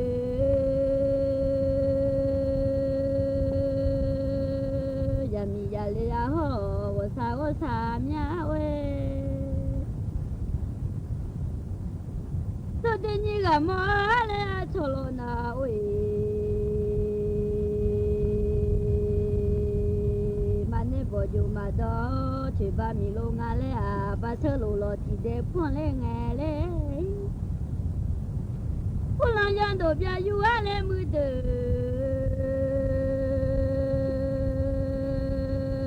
chỉ lẽ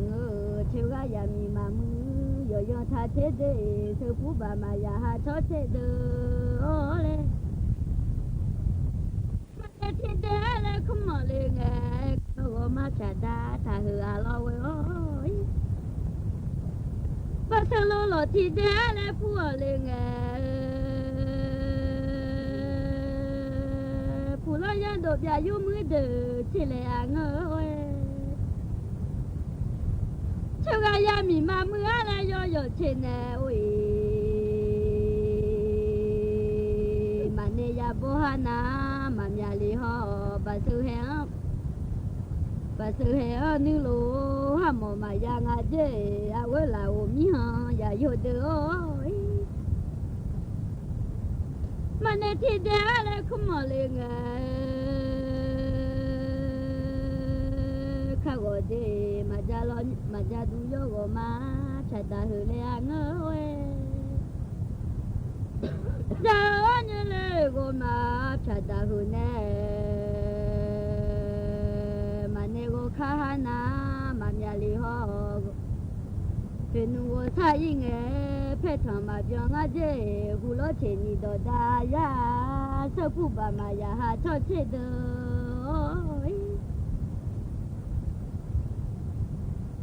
你个啥人还来打嘛？做阿是啥出我把家了都阿是啊我来我家，啥出我把来家了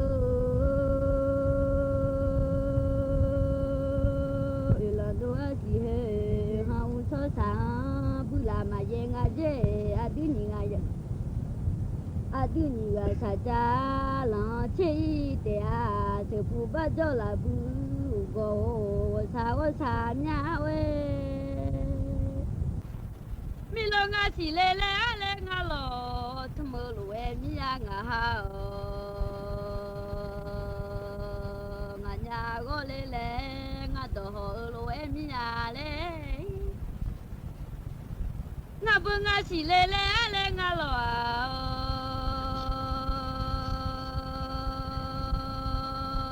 mà ngơ đi ngà nhà có lê ngà tổ mà ngơ quê ô lê cho mà mi chỉ lê ngà chỉ gà đi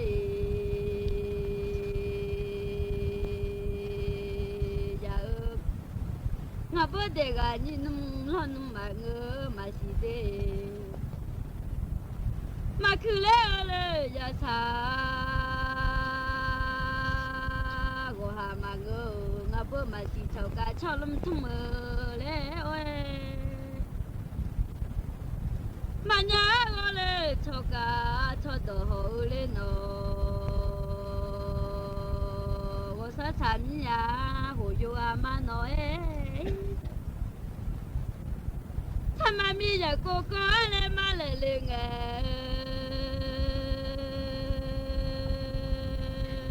mi lo ngã chum la đồ đi mà cha đồ gửi cha chỉ cha lẽ ngơi cha đồ thì cha lẽ mà nhà lẽ ôi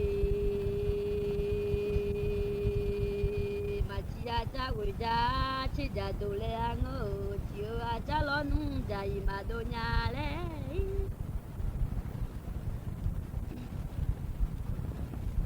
mi chỉ na ha lẽ thà khá gà đi mà màu cho na hơ lửa thả khá quê ô lê mi đâu mà gà na hơ lê hơ khá na ui ngà bơm nhà mà dù lê thì cho hô nghe nhà hoa ya lo ớp chả nó tổ nghe cho đi nó cho cha nè lê mà mồ lo à ui bà mô na hơ lửa khá má lên nữ hò lê ngà bù má mô lê na hơ lửa má lê khá na quê là ôm mi hò ya yo đứa lê sao mà mi ya cô có lê má lê lê nghe ôi cho số mười lo ba bố cơ gia mi cho mama cho mi cho mà nghe cho mười gia đủ cho phe lê lê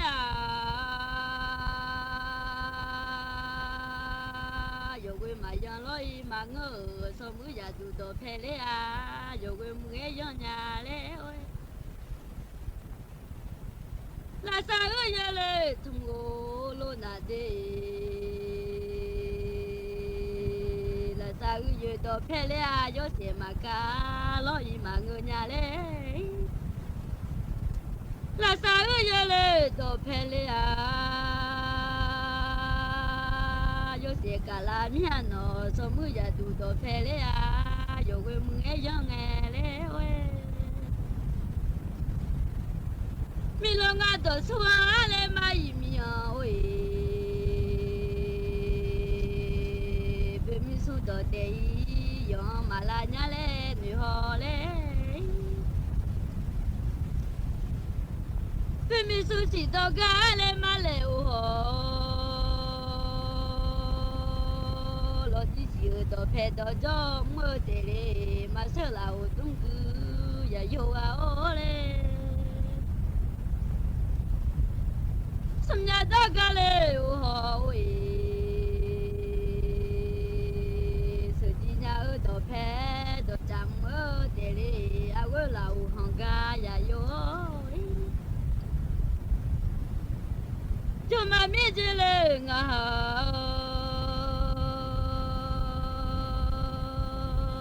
chỉ ga ya o nga bo mo ku ko nghe ga bi mà che nya le cho ku chi cho ko nghe do ku ma ko nya le we na ja lo sa la le ti lo ku na we mi lo ma ga na ha do de tum le ge lo in si o ti ga me na le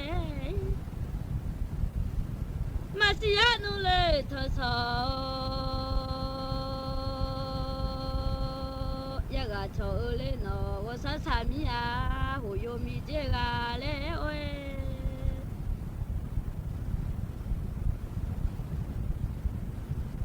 cha ko ti jo le ko nge do ku ma ko nya le lo ti la ya te pa ha kha le ge lo inu ta ti ko le me no a ma ta nu tho so mi ya cho le de ho yo mi je ga le we cô sa đi lê lê khe nhà gồm mà sa em nhà cho mà mi chơi ngà thì gà quê à nhưng nghe như đồ mà cho lê à cho mi nè à cho chị lê đồ phê lê à rồi quê mà dùng lê ni thơm mơ mà ngỡ quê nhưng nghe bố lo lê mà cứ à ya đi bố lo đồ phê lê à yo sẽ mà cả lê ni thơm mơ mà ngỡ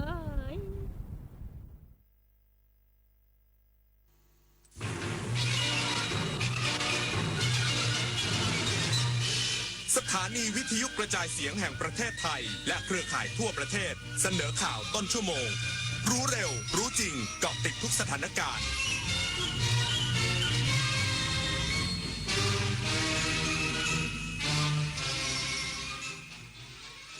รับฟังข่าวต้นชั่วโมง 22 นาฬิกากับยุทธพรบานเย็นครับกรมทรัพยากรธรณีขอให้อาสาสมัครเครือข่ายเฝ้าระวังดินถล่มและน้ำป่าไหลหลากในพื้นที่7จังหวัดอีกสักครู่กลับมาติดตามรายละเอียดครับอย่ามาห้ามต้องกู้อีกต้องแทงอีกเดิมพันไปเลยหมดหน้าตักน้อยผีพนันเข้าสิงต้องเจอไอเทมเด็ดแม่หมอยันรู้ทันเจ้ามือครั้งแรกติดใจครั้งต่อไปติดพนันล็อกผลให้แพ้ยิ่งเล่นยิ่งเสียข้าวสารเสกสติก่อนเงินเก็บหายก่อนความเชื่อใจจากครอบครัวหมดลบแอปลบเว็บพนันทิ้งทำกิจกรรมสร้างสรรค์หรือปรึกษาสายด่วนเลิกพนันโทร1323หยุดวงจรพนันออนไลน์ชีวิตคุณมีค่ามากกว่านั้น24 ปีแห่งเส้นทางของกองทุนหมู่บ้านและชุมชนเมืองที่ดำเนินการภายใต้รัฐบาลที่สนับสนุนเสริมสร้างศักยภาพผ่านไปยังกองทุนหมู่บ้านและชุมชนเมืองทั่วประเทศโดยแบ่งตามขนาดของหมู่บ้าน3ระดับ S M L เพื่อให้กองทุนมีอิสระและมีส่วนร่วมในการดำเนินงานงบประมาณให้เป็นไปตามความต้องการของคนส่วนใหญ่โครงการ SML ส่งตรงโอกาสถึงชุมชนโดยชุมชนเพื่อชุมชนเกิดเป็นอาชีพสร้างรายได้และเป็นรากฐานในการดำเนินชีวิตอย่างมั่นคงสำนักงานกองทุนหมู่บ้านและชุมชนเมืองแห่งชาติ คนไทยรักสุขภาพฟังทางนี้ขอเชิญร่วมออกกำลังกายสร้างสังคมสุขภาพดีกับโครงการแสงดวงใจไทยทั้งชาติเดินวิ่งปั่นป้องกันอัมพาตครั้งที่ 11 เฉลิมพระเกียรติด้วยแนวคิดใหม่ออกกำลังกายเป็นนิสัยห่างไกลสโตรก No Stop No Stroke สมัครได้แล้ววันนี้ที่ wrb11.thai.run ถึง 31 สิงหาคม 2568 มาร่วมกันทำให้การออกกำลังกายเป็นส่วนหนึ่งในชีวิตประจำวันแล้วมาเดินวิ่งปั่นพร้อมกันทั่วประเทศ 2 พฤศจิกายนนี้เอาถอยไปหน่อยเห็นไม่ชัดอ่ะเห็นไหมคะ ถอยนิดนึงเห็นหรือยังคะอีกนิดนึงได้ไหมโหมองการไกลเชียวนะคะอายุที่มากขึ้นมาพร้อมกับปัญหาความเสื่อมของดวงตามายืดเวลาดวงตาสุขภาพดีด้วยการมันสังเกตอาการผิดปกติรับประทานอาหารที่มีประโยชน์สวมแว่นตากันแดดไม่อยู่กลางแจ้งและตรวจสุขภาพดวงตาเป็นประจำทุกปีใส่ใจดูแลรักษาดวงตาเพื่อมองดูโลกอันสดใสไปอีกนานกรมทรัพยากรธรณีขอให้อาสาสมัครเครือข่ายเฝ้าระวังดินถล่มและน้ำป่าไหลหลากจนถึงวันที่ 5 กรกฎาคมนี้ในพื้นที่ 7 จังหวัดจากฝนตกหนักต่อเนื่องศูนย์ปฏิบัติการธรณีพิบัติภัยกรมทรัพยากรธรณีออกประกาศขอให้อาสาสมัครเครือข่ายกรมทรัพยากรธรณีและประชาชนทั่วไปเฝ้าระวังภัยดินถล่มและน้ำป่าไหลหลากตั้งแต่ช่วงนี้จนถึงวันที่ 5 กรกฎาคม 2568ในพื้นที่จังหวัดเชียงรายน่านแพร่พะเยาปราจีนบุรีจันทบุรีและตราดเนื่องจากมีฝนตกหนักต่อเนื่องและเริ่มมีน้ำป่าไหลหลากเข้าท่วมในบางพื้นที่แล้วประกอบกับมีฝนตกสะสมติดต่อกันมาหลายวันทำให้ชั้นดินอุ้มน้ำไว้มากอาจส่งผลให้เกิดดินถล่มได้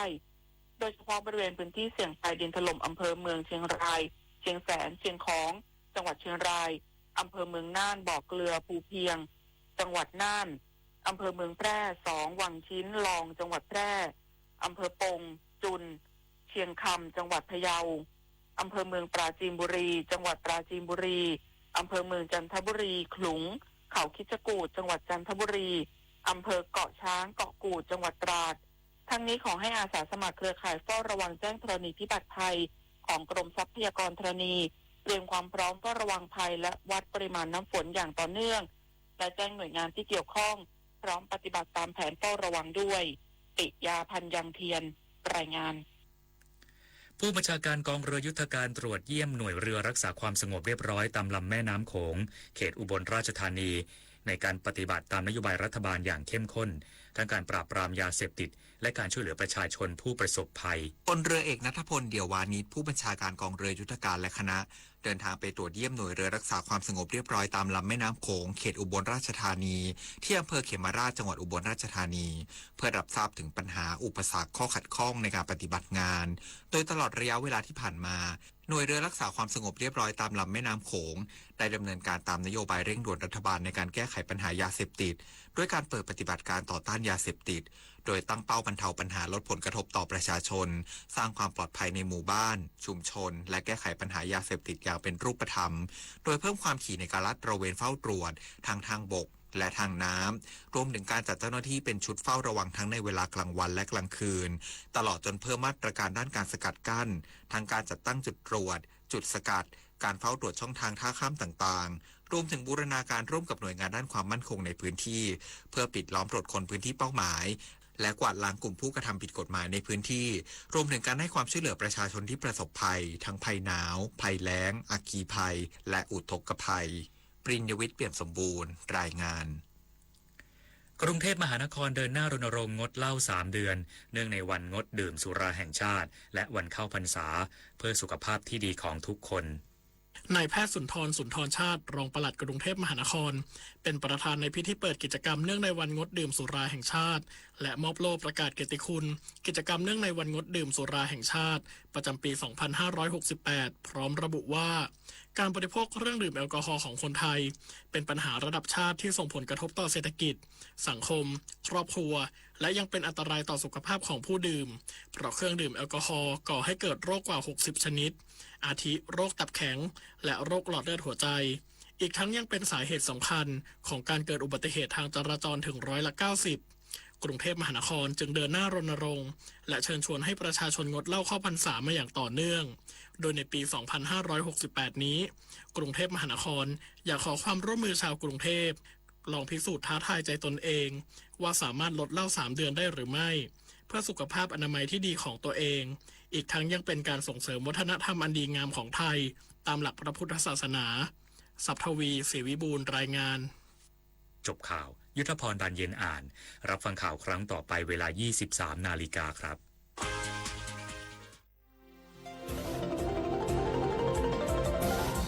วิทยุแห่งประเทศไทยให้ความรู้คู่ความสุข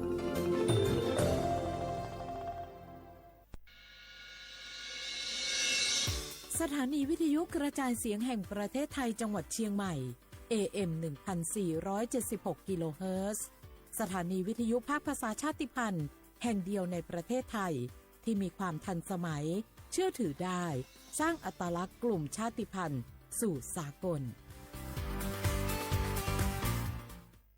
เอาล่ะแก้วเคยสังเกตก็ในปฏิทินไทยมีวันสำคัญเกี่ยวกับสถาบันพระมหากษัตริย์อยู่เกือบทุกเดือนเลยนะแต่ก็นี่แต่กะก็อย่างเช่นเดือนมกราคมวันที่17วันป่อขุนรามคำแหงวันที่18วันสมเด็จพระนเรศวรมหาราชส่วนเดือนมีนาคมวันที่31วันพระบาทสมเด็จพระนางเกล้าเจ้าอยู่หัว2เมษายนวันคล้ายวันพระราชสมภพกรมสมเด็จพระเทพราช6เมษายนวันจักรี4พฤษภาคมวันชัดมงคล3มิถุนายนวันเฉลิมพระชนมพรรษาสมเด็จพระนางเจ้าพระบรมราชินี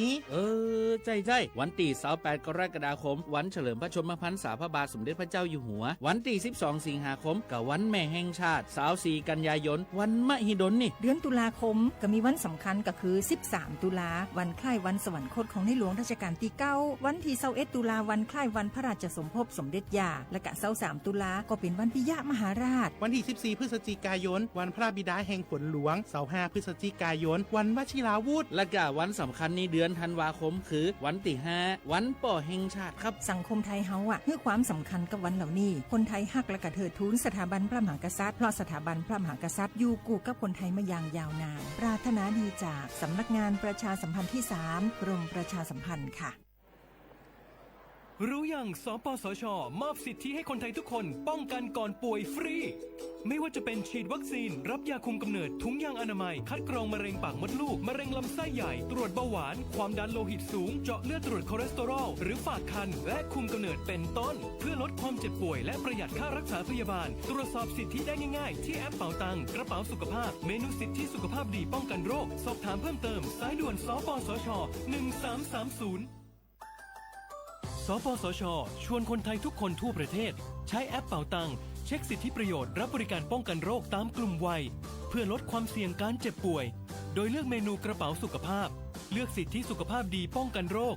สามารถจองคิวพร้อมนัดวันและเวลาเข้ารับบริการได้ฟรีสะดวกรวดเร็วสอบถามเพิ่มเติมสายด่วนสปสช1330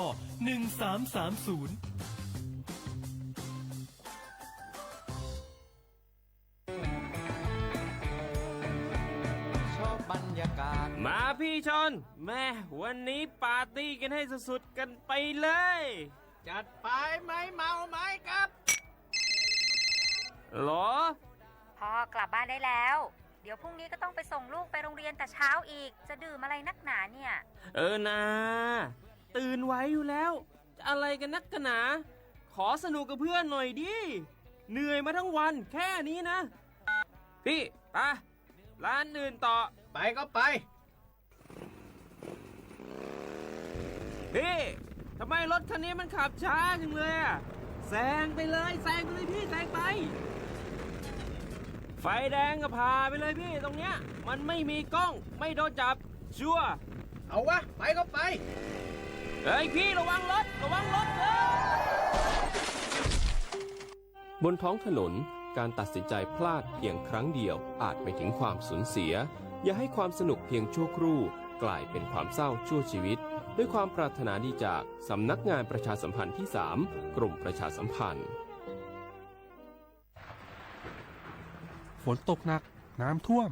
ภัยธรรมชาติที่เราหลีกเลี่ยงไม่ได้แต่เราสามารถเตรียมตัวให้พร้อมเพื่อความปลอดภัยของทุกคนในครอบครัวได้ก่อนน้ำมาเตรียมตัวให้พร้อมเก็บของสำคัญขึ้นที่สูงเช่นเอกสารสำคัญเงินสดและสิ่งของจำเป็นอื่นๆ และถ้าหากบ้านอยู่ในพื้นที่เสี่ยงให้ติดตามข่าวสารจากทางราชการอย่างใกล้ชิดเตรียมไฟฉายแบตเตอรี่สำรองวิทยุสื่อสารและยาสามัญประจำบ้านไว้ให้พร้อมและอย่าลืมตรวจสอบเส้นทางอพยพที่ใกล้ที่สุดด้วยขณะเกิดน้ำท่วมอย่าเดินฝ่าน้ำที่ไหลแรงหลีกเลี่ยงการสัมผัสกระแสไฟฟ้าและหากต้องอพยพให้ปฏิบัติตามคำแนะนำของเจ้าหน้าที่อย่างเคร่งครัดเมื่อภัยผ่านพ้นตรวจสอบความเสียหายของบ้านและทำความสะอาดเพื่อป้องกันโรคที่มากับน้ำท่วมเตรียมตัวให้พร้อมก่อนภัยมาถึงเราจึงจะปลอดภัยด้วยความปรารถนาดีจากสำนักงานประชาสัมพันธ์ที่ 3 กรมประชาสัมพันธ์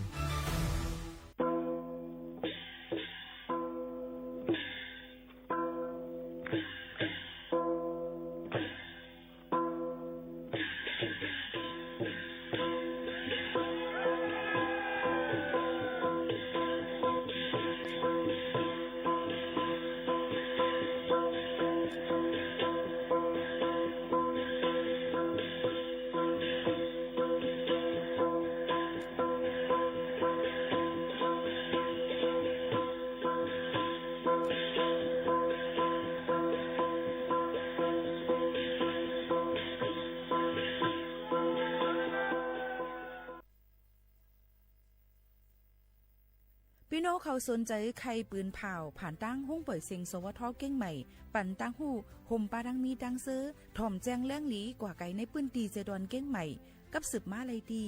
สวทเก้งใหม่หมายฟ้น053-276-068และ092-246-8579เมื่อเฮาไปมีเงินแต่ในโครงการลงไหนเฮาอ่ำกูตายเผื่อเฮามีเงินน้ำมาไหนซ้ำกูตายค่ะวะเมื่อไปมีเงินแต่กินจังหือก็หวานนอนจังหือก็หลับกล้วยกะเผื่อเฮามีเงินค่ะน้ำมานอนก่อนฮับรับลีนอกเฮือนในเฮือนคัดกักซอหวยใหญ่หวยล้มเลี้ยงป้าหมาโมหงลูกกรุงเสตางลูกเลี้ยงไว้น้ำแค่นั้นอยู่ก็ใจย่างไปใครนิ้มเยมีเงินน้ำเยเลยไม่ใจน้ำป้องสารถูกไหนย้อนกว่าเงินคำเสเตือนจังมาหลักมาโขนป้องสารถูกไหนอาสังมันจังลูซุ่มซ่อนอยู่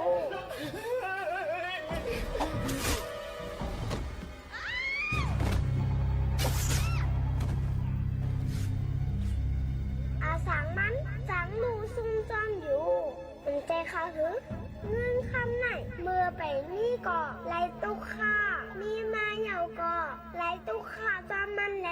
อันใจรัตนาอันแจกจ่ารัตนาอันแจกจ่างอันจางไล่ปึงอิงเสปันตั้งเสื้อเย็นในเป็นพระรายัตนาร้านรัตนาสังขารรัตนาสามเจ้านั่นก็ขยาว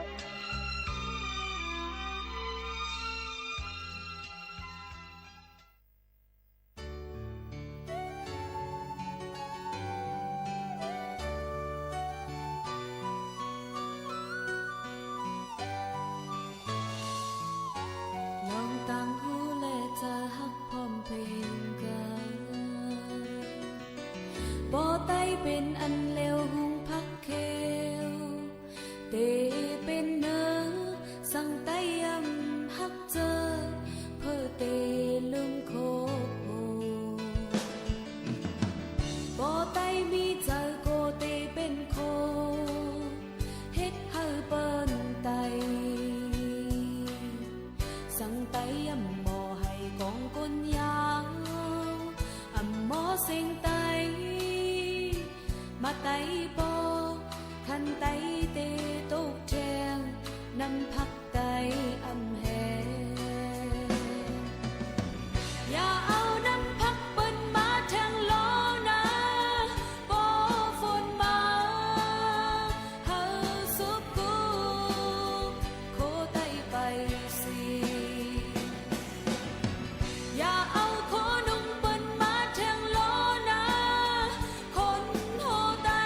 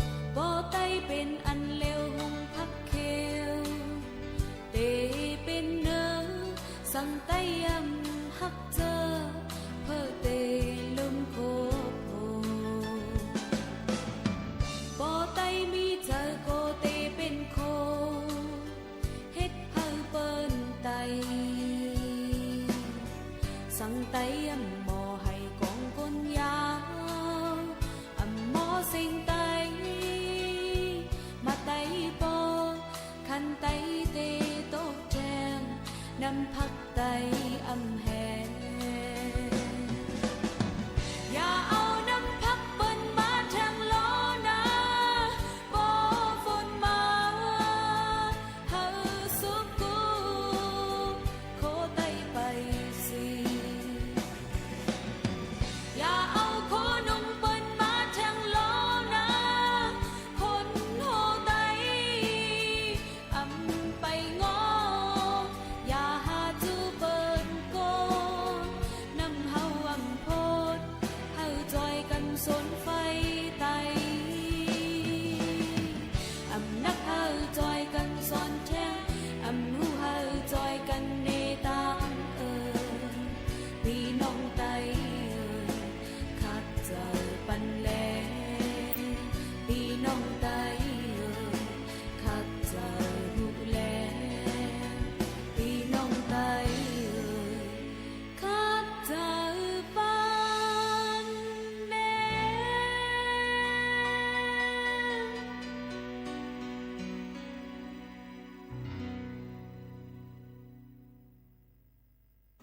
เหมอสูงค่ะเหมอสูงพี่น้องพุงยินถ่อมเสียงไต้ตั้งเสียงกูก็กูเกิลค่ะชบกันที่นักตอนการห้องปล่อยเสียงสวทเก้งใหม่ AM 147กิโลเฮิรตซ์ค่ะพบทบจอมกันกูวันพอถึงมาข่าวยาม 10 โมงถึง 11 โมงกลางเนยกลางค่ำอยู่จอมขาวหมูขาวนุ่นสุภาวันเชื้อสารวินเป็นอุ้ยก็อุ้ยเซพ่อแม่ปีๆน้องๆเฮาเขาในตอนการห้องปล่อยเสียงดีในดี AM 147กิโลเฮิรตซ์ค่ะเมื่อในที่เป็นวันพัดที่3เดือนธันวาคม7ปีคริสต์2เฮงปลาย25ปีพุทธา2เฮง5ปากไป68ปีได้2เฮง1ปากไป19ปีก็จ่า1เฮง3ปากไป87คู่ถึงมาเหลือน8เหม่อ8คำในวันเมื่อในเป็นวันศีลวันธรรมเสอำหึงอำนานกุ้ยในนั่นค่ะก็ตีถึงมาในค่ะในวันเข้าวัดสายเย้าในค่ะวันที่10 11 12 13ที่เป็นวันลือการเดินดากดอันเหตุการณ์หับการคุณเขานั่นในนั่นค่ะก็ได้10 11ก็ได้เป็นวันลือนั่นค่ะนะเนาะพี่น้องเขาได้อยู่ที่ไรตั้งไรจ้าเจออันเป็นเจ้าเคอเกยย้ำพุทธภาษานั่นในก็ได้อ่อนกันคือปองให้สร้างเขาว่ากันเจังหนังไหนค่ะพ่อแม่พี่ๆน้องๆเขาค่ะก็เอามาฝากดวนทุกถึงกันที่ในค่ะเนาะฮับถอมจำกันที่ในข่าวเงาอ่อนตั้งในค่ะที่เอามาเกี่ยวกับลุยลองข่าวเงาฟิงฟ้าราศีเอามาฝากดวนทุกถึงพ่อแม่พี่ๆน้องๆเขากวนค่ะเนาะพ่อแม่พี่ๆน้องๆเขาค่ะก็เปิ้นนั่นแหละ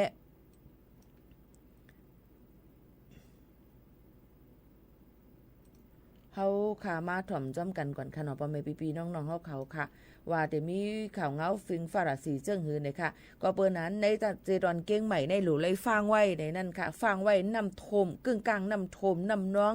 น้ำน้องน้ำปาดน้ำในเถินไหลมาเนี่ยค่ะน้ำขังลิ้นหยดลิ้นกลลิ้นปังเนื้อวันเมื่อในต่อถึงวันที่6ในเดือน7ในก็เปิ้นนั้นได้ผู้ก้อนเจดอนเก้งใหม่เยาก็ผู้มีผืนลึกออกมาไว้เนี่ยค่ะปืนเผาไว้ว่าปืนเผาถึง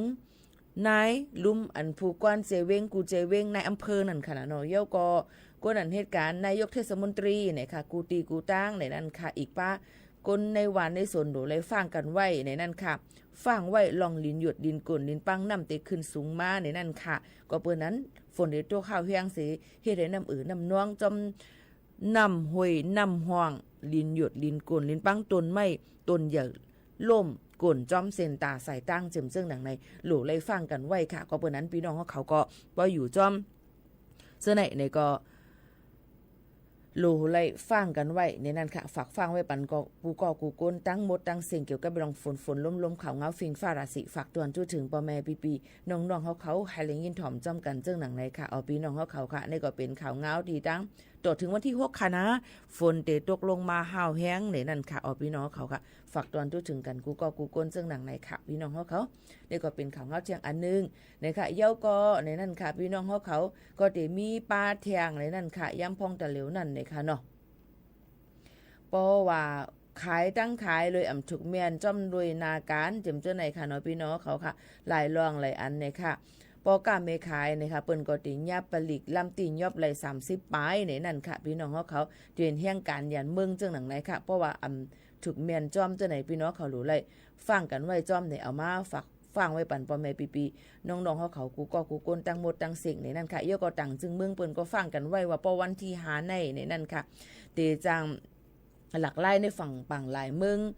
โปรตุเกสเขานั่นในค่ะเนาะพี่น้องเขาค่ะเพราะเป็นเจ้งนั้นนี่จีจางเฮ็ดให้มีลองหยับแล้วก็ต่างจึงเมืองเปิ้นบางตีในโกจังมีลองเพกึ่งก้างลองเพน้ำขึ้นน้ำนวงเพจิ่มเจ้งหนังไหนค่ะเนาะลองตั้งอันนี้ก็รู้เลยฟังกันไว้ซ้อมได้เอามาฝากฟังไว้ปันพ่อแม่ปีๆน้องๆเขากูก็กูก้นเจ้งหนังไหนค่ะอ๋อพี่น้องเขาค่ะนี่ก็มาฝากฟังไว้ปันกันเจ้งหนังไหนค่ะเนาะถ่อมด้วยเพ่งกว่ามันพี่น้องเขาย้อนกันเข้ามาค่ะเนาะ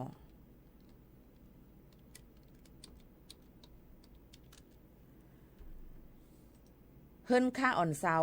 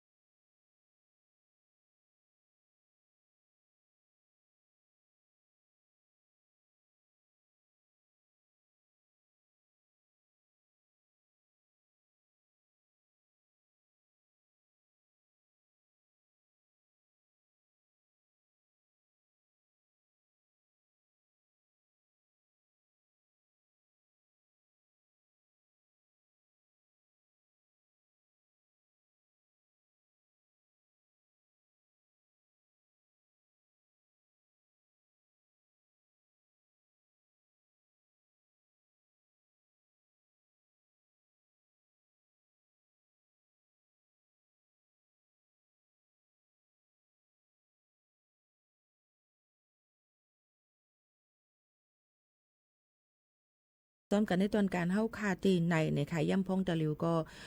กำน้ำในนั้นค่ะน้องย้อนความปอกหนึ่งตอนเลยหักมาจ่องไรค่ะไปกำค่ะนะน้องค่ะเมื่อว่าก็ย้อนไว้นี่ค่ะเนาะไปกำค่ะตะลิวถ่อมด้วยข่าวเงากันอิดอ่อนหนึ่งค่ะย่ำพงตะลิวพี่น้องขอหลูเลยฟังอยู่ฟังกินกันค่ะเกี่ยวกับเลยลองเปิ้นก็ดีตียอบเกี่ยวกับเลยลองก้นอันเฮ็ดพิษปักเปิงไม้มีก้นอันอยู่เลยมีลองวัดไว้ในนั้นค่ะก้อยกาจะซื้ออันหมดอายุวัดไว้หมดอายุเมื่อวันที่13เดือนธันวาคม2เฮงปลายสาวหาปนมานั่นตึกต่อไว้อยู่นั่นมีบัญชีรายชื่อมีเนมลิสต์ไว้เจ้านั่นเลยสั่งเลยเอาเอกสารหลักฐานหลายรองหลายอันเขาเนาะหางเฮียนกันไว้ตอนตาดีเพราะว่าเจ้าหน้าที่เปิ้นมากดใจกดทัดเนี่ยก็มันก็ตีง่ายอยู่ไล่กว่าต่อพอถึงภายดังสถานทูตเมืองบ้านเปิ้นติดต่อวัดต่อไว้ปันเฮาขาดแต่มีวันที่แล้วเต้ๆในนั้นเฮาขาดต้องขึ้นมามักมันเอามาฝากตอนถึงพ่อแม่ปีๆน้องๆเฮาเขาเที่ยงกำหนึ่งค่ะเนาะในก็เป็นเกี่ยวกับไปลองวัดลองไหวพี่น้องเขาเนี่ยค่ะย่อก็แทงลองดึงเกี่ยวกับไปลองวัดไหวอันตีย้อนสถานะในนั้นค่ะย้อนสถานะ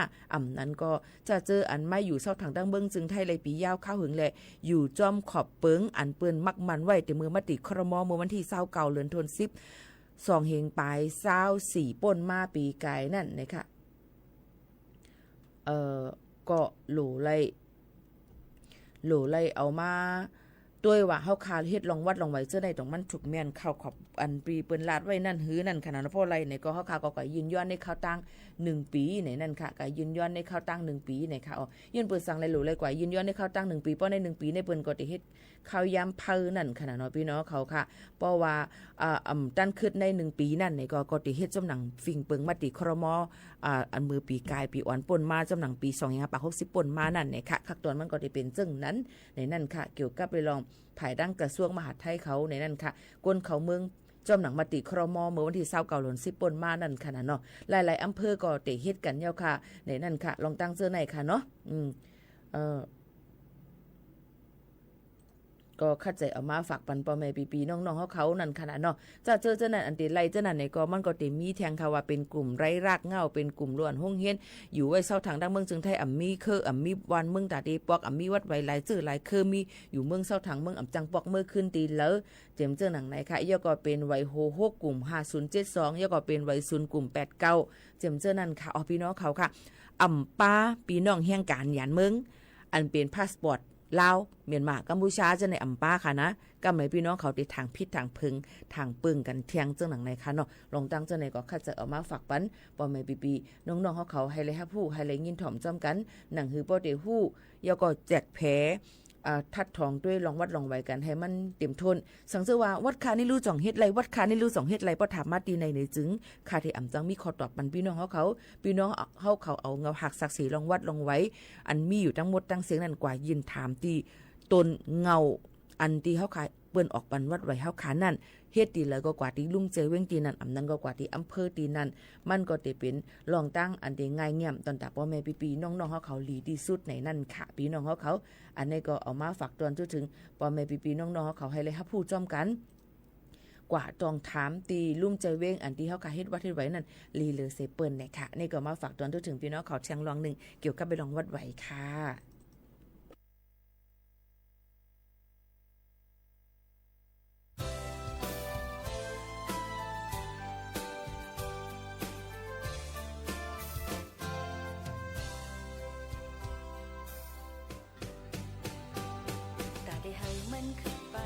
โจนั้นมีก็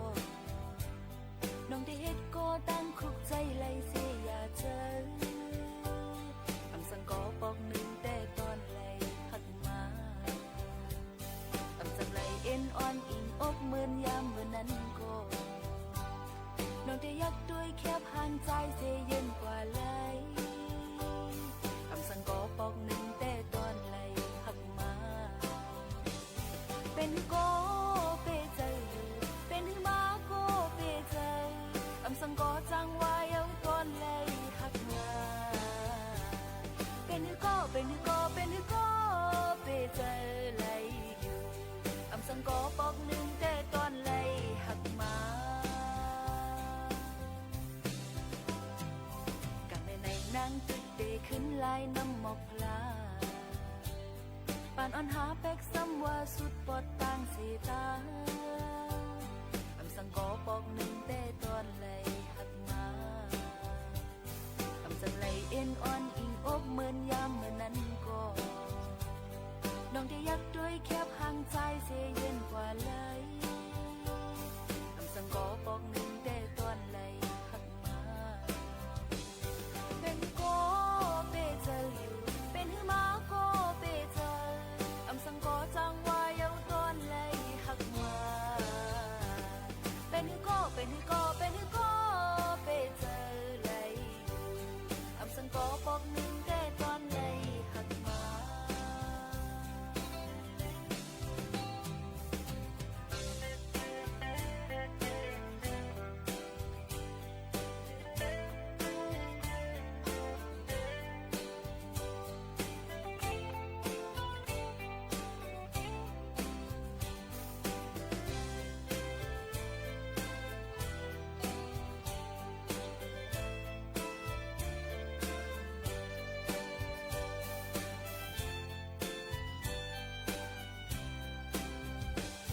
เป็นก็เปเจออยู่เป็นหือมาก็เปเจออำสังก็จังว่าเยาตอนไหลหักมาเป็นหือก็เป็นหือก็เป็นหือก็เปเจอไหลอำสังก็ปอกหนึ่งแต่ตอนไหลหักมาเป็นหือก็เปเจออยู่เป็นหือมาก็เปเจออำสังก็จังว่าเยาตอนไหลหักมาเป็นหือก็เป็นหือก็เป็นหือก็เปเจอไหลอยู่อำสังก็ปอกหนึ่งแต่ตอนไหลหักมาอำสังก็ปอกหนึ่งแต่ตอนไหลหักมา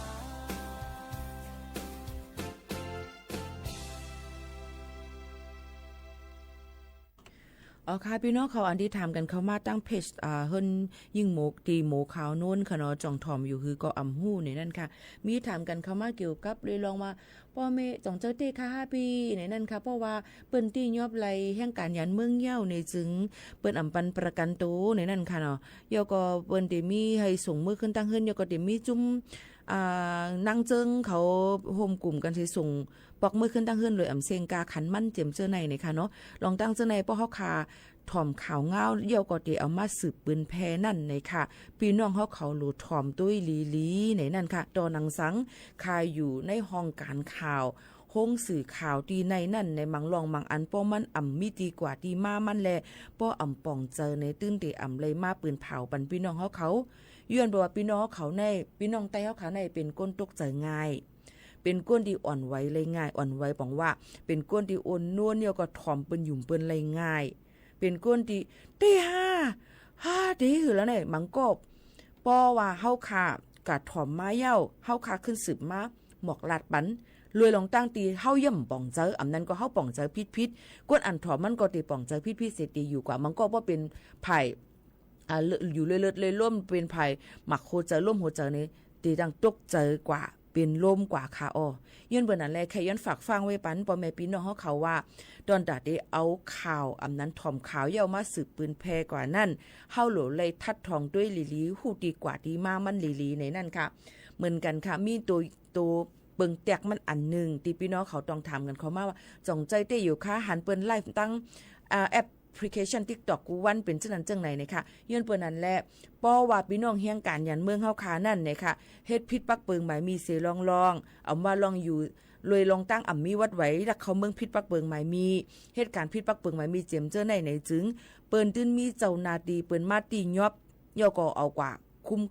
มขังไว้เอากว่ากุมขังไว้ป้อยาวว่าเป็นจังในจึงในนั่นค่ะเปิ้นก็เตจู้ตุ่มกันเพราะว่า1ปอกในมันเตมีส่งก้นเลยต่างบอก10ก็20ก็55ก็อันในจ้อมหนัง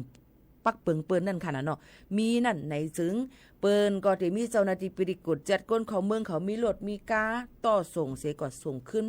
อ่องตีอยู่ด้านเซาที่เขามาเพราะว่าก้นอันเปิ้นตียอบกว่านั้นเขามาตั้งแล้วเปิ้นก็ได้ส่งก็ขึ้นตั้งนั่นโดยยุกอย่างมันโตเปิงแตกมันค่ะเนาะยุกอย่างมันนั่นเข้ามาดังเมษายเปิ้นก็บ่เฮาเปิ้นตียอบเฮาคาไลเปิ้นก็สิส่งเฮาค่ะกาขึ้นที่ดังเข้ามาดังเมษายจังไหนค่ะก็เบิ่นนั้นแหละมันก็ถามว่าเปิ้นติเพราะว่ามีเงินมีทองไข่ปอกมือขึ้นตั้งเฮิรนเดี๋ยวมีจุ่มอันนั้นจ่อยอันนั้นจุ่มอันนั้นจุ่มในเจิงใจเจิงเขาจ่อยนี่ มันอ่ำเจอในนั้นค่ะจุ้มอันเปิ้นก่อตั้งมานั่นเนี่ยค่ะเปิ้นเตจอยแถมกว่าดอนดักมันเป็นแห่งการเมืองไทยกว่าเหตุการณ์ต่างจึงเมืองกุ้ยอ่ำเจอว่าส่งพี่น้องแห่งการยานเมืองปอกมือขึ้นตังเฮินค่ะเนาะอันแต่ได้ส่งแห่งการปอกมือขึ้นตังเฮินจะเจออันญาติยอบอะไรมีวัดไว้นั่นในมันตื่นเตมีเจ้านาตีเปิ้นส่งปอกมือหังเปิ้นกูปีเฮ็ดในมาตรา4ยาวอำตับหรือสิ่งขึ้นสิ่งต้องหังค่ะก็เปิ้นนั้นพี่น้องเขาเพราะว่าเตใครเป็นก้นลาดข่าวใครเป็นก้นสื่อสารใครเป็นก้นหมอกลาดปืนเผาปันก้นพี่น้องเฮาหนังกันใครหาผู้นั้นในเฮาเอาดีกว่าดีมาแหละเฮ็ดลองเข้าใจในตัวเจ้าเก่าว่าเข้าใจจึงหือก่อนป่องใจจึงหือก่อนจ่องได้ปืนเผานะคะเนาะก็เปิ้นนั้นแหละอย่าไปถ่อมพิษอย่าไปกว่ามาปืนเผาปันพิษในกำพี่น้องเขาเตตกใจกันในนั้นค่ะอันนี้ก็ย้อนฝากไว้ปันพ่อแม่พี่ๆน้องๆเฮาเขากูก็กูก้นจะซื้ออันใครเป็นผู้ลัดข่าวผู้เอาข่าวมาสืบลัดปันเจิมเจ้าในค่ะเนาะย้อนเปิดสั่งล่ะพี่น้องเขามันก็ตกใจพอเฒ่าก้นเก๋เขามันก็ตกใจนี่ค่ะอ๋อก็เปิ้นนั้นอันนี้ก็เอามาฝากไว้ปันพี่น้องเขาให้เลยครับผู้ให้เลยยินถ่อมจำกันจึงหนังในค่ะพี่น้องเขาฝากไว้ปันจึงหนังในค่ะเนาะฝากตอนจุถึงกันจึงหนังในค่ะเกี่ยวกับลองในค่ะเนาะลองวัดไหวในค่ะเนาะเย่าก็ลองว่าประวัติที่ยอบเกี่ยวกับเลยลองเฮ็ดพิษปักเบิงหมายมี4อันอำนั้นก็อยู่เลยลองตั้งมีวัดไหวนั่นในก็รู้เลยเปิ้นตื่นตีส่งปอกมือขึ้นตั้งเฮือนกุ้ยนี่นั่นค่ะก็เปิ้นนั้นเพราะว่าพี่น้องเขาเตสืบเอาข่าวเงามาปืนแพในให้เอาข่าวเงาเกี่ยวกับเรื่องอันจื้ออันใจเย้าอันถูกแม่นมันมาปืนเผาปันพี่น้องเขานั่นเดลีเลยเสเปิ้นนะคะอันนี้ก็ย้อนฝากไว้ปันพ่อแม่พี่ๆน้องๆเขาให้เลยฮับผู้ให้เลยยินถ่อมจ้อมกันจึงหนังไหนค่ะพี่น้องเขาค่ะอันนี้ก็ลองวัดลองไว้นะคะมีคนถามกันเข้ามาคือมันก็ว่าลาดปันอีกนึงจึงหนังไหนค่ะเนาะอันนี้ใครย้อนฝากฟังไว้ปันค่ะเข้าใจว่าพี่น้องเขามีตังหักในเจือคือตัวเจ้าเก่ามีลองตั้งใครหมอกลาดปันนั่นค่ะเนาะก็เปิ้นนั่นแหละยินจมน้องๆค่ะเนาะตีถามกันเข้ามาในนั่นค่ะเนาะอ๋อค่ะโยก็ยังพองตาหลิวจะเจออันมีไว้วัดไว้ต่อไว้มือมันหมดอายุวันที่13เดือนธันวาคม2เฮงปลายสภาปนมานั่นในค่ะก็ค่ะอยู่เศร้าทางไรดังเมืองจึงไทยกว่าไรแทงต่อเพราะถึงภายดังลุมพองต่างเมืองมันเปิ้นติออกปันวัดไว้เฮาคาแทงแต่เหลียวในดังเมืองไทยในเปิ้นหางแฮนกันไว้หมดเย้าเปิ้นก็ป่องใจเย้าเพราะว่าดีกว่าที่แล้วตั้งไหลในก็โหลหางแฮนไว้วัดไว้กับตัวไว้จ่ายเงินไว้อีหยังอีสิ่งจำเป็นเฮาคามีนั่นก็ในบรรเจ้าหน้าที่เปิ้นก็ติลองเป็นลองง่ายเงียบเฮาก็ติอยู่ง่ายลมเจอจังหนังในค่ะเนาะอันนี้ก็พี่น้องเขาหรือเลยครับผู้เยาก็อย่าไปตกเจอตื่นผ่านกูสำแสนเปิงในค่ะเนาะย้อนฝากไว้ปันจังไหนค่ะพี่น้องเขาค่ะมีคนย้อนกันเข้ามาเพียงความใจคำปู่ในค่ะหาด้วยก่อนค่ะนะอย่าลืมคือใจคำปู่เลยนั่งเสียงปังเลยค่ะ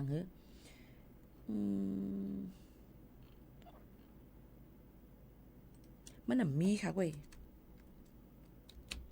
เพราะสุดท้ายว่ามันมีอยู่ในแคปนา1นา2นานาปี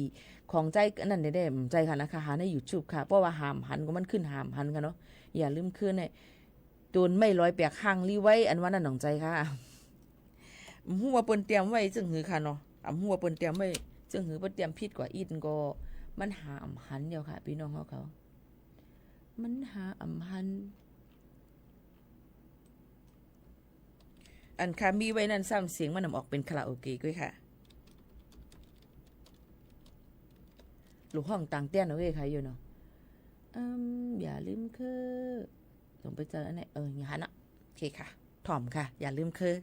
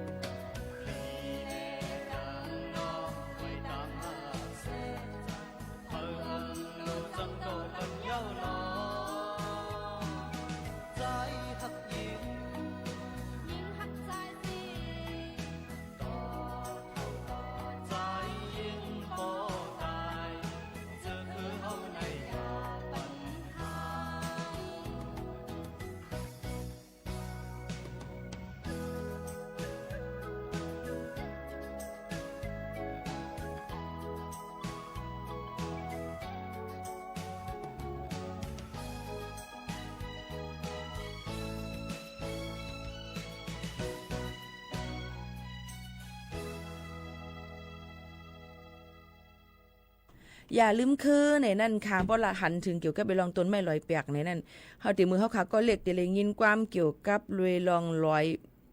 กินค่ะและอารมณ์อ่ำลียังนะฮักซึ่งไหนค่ะเนาะเพราะว่าหลักเกี่ยวกับไปลองต้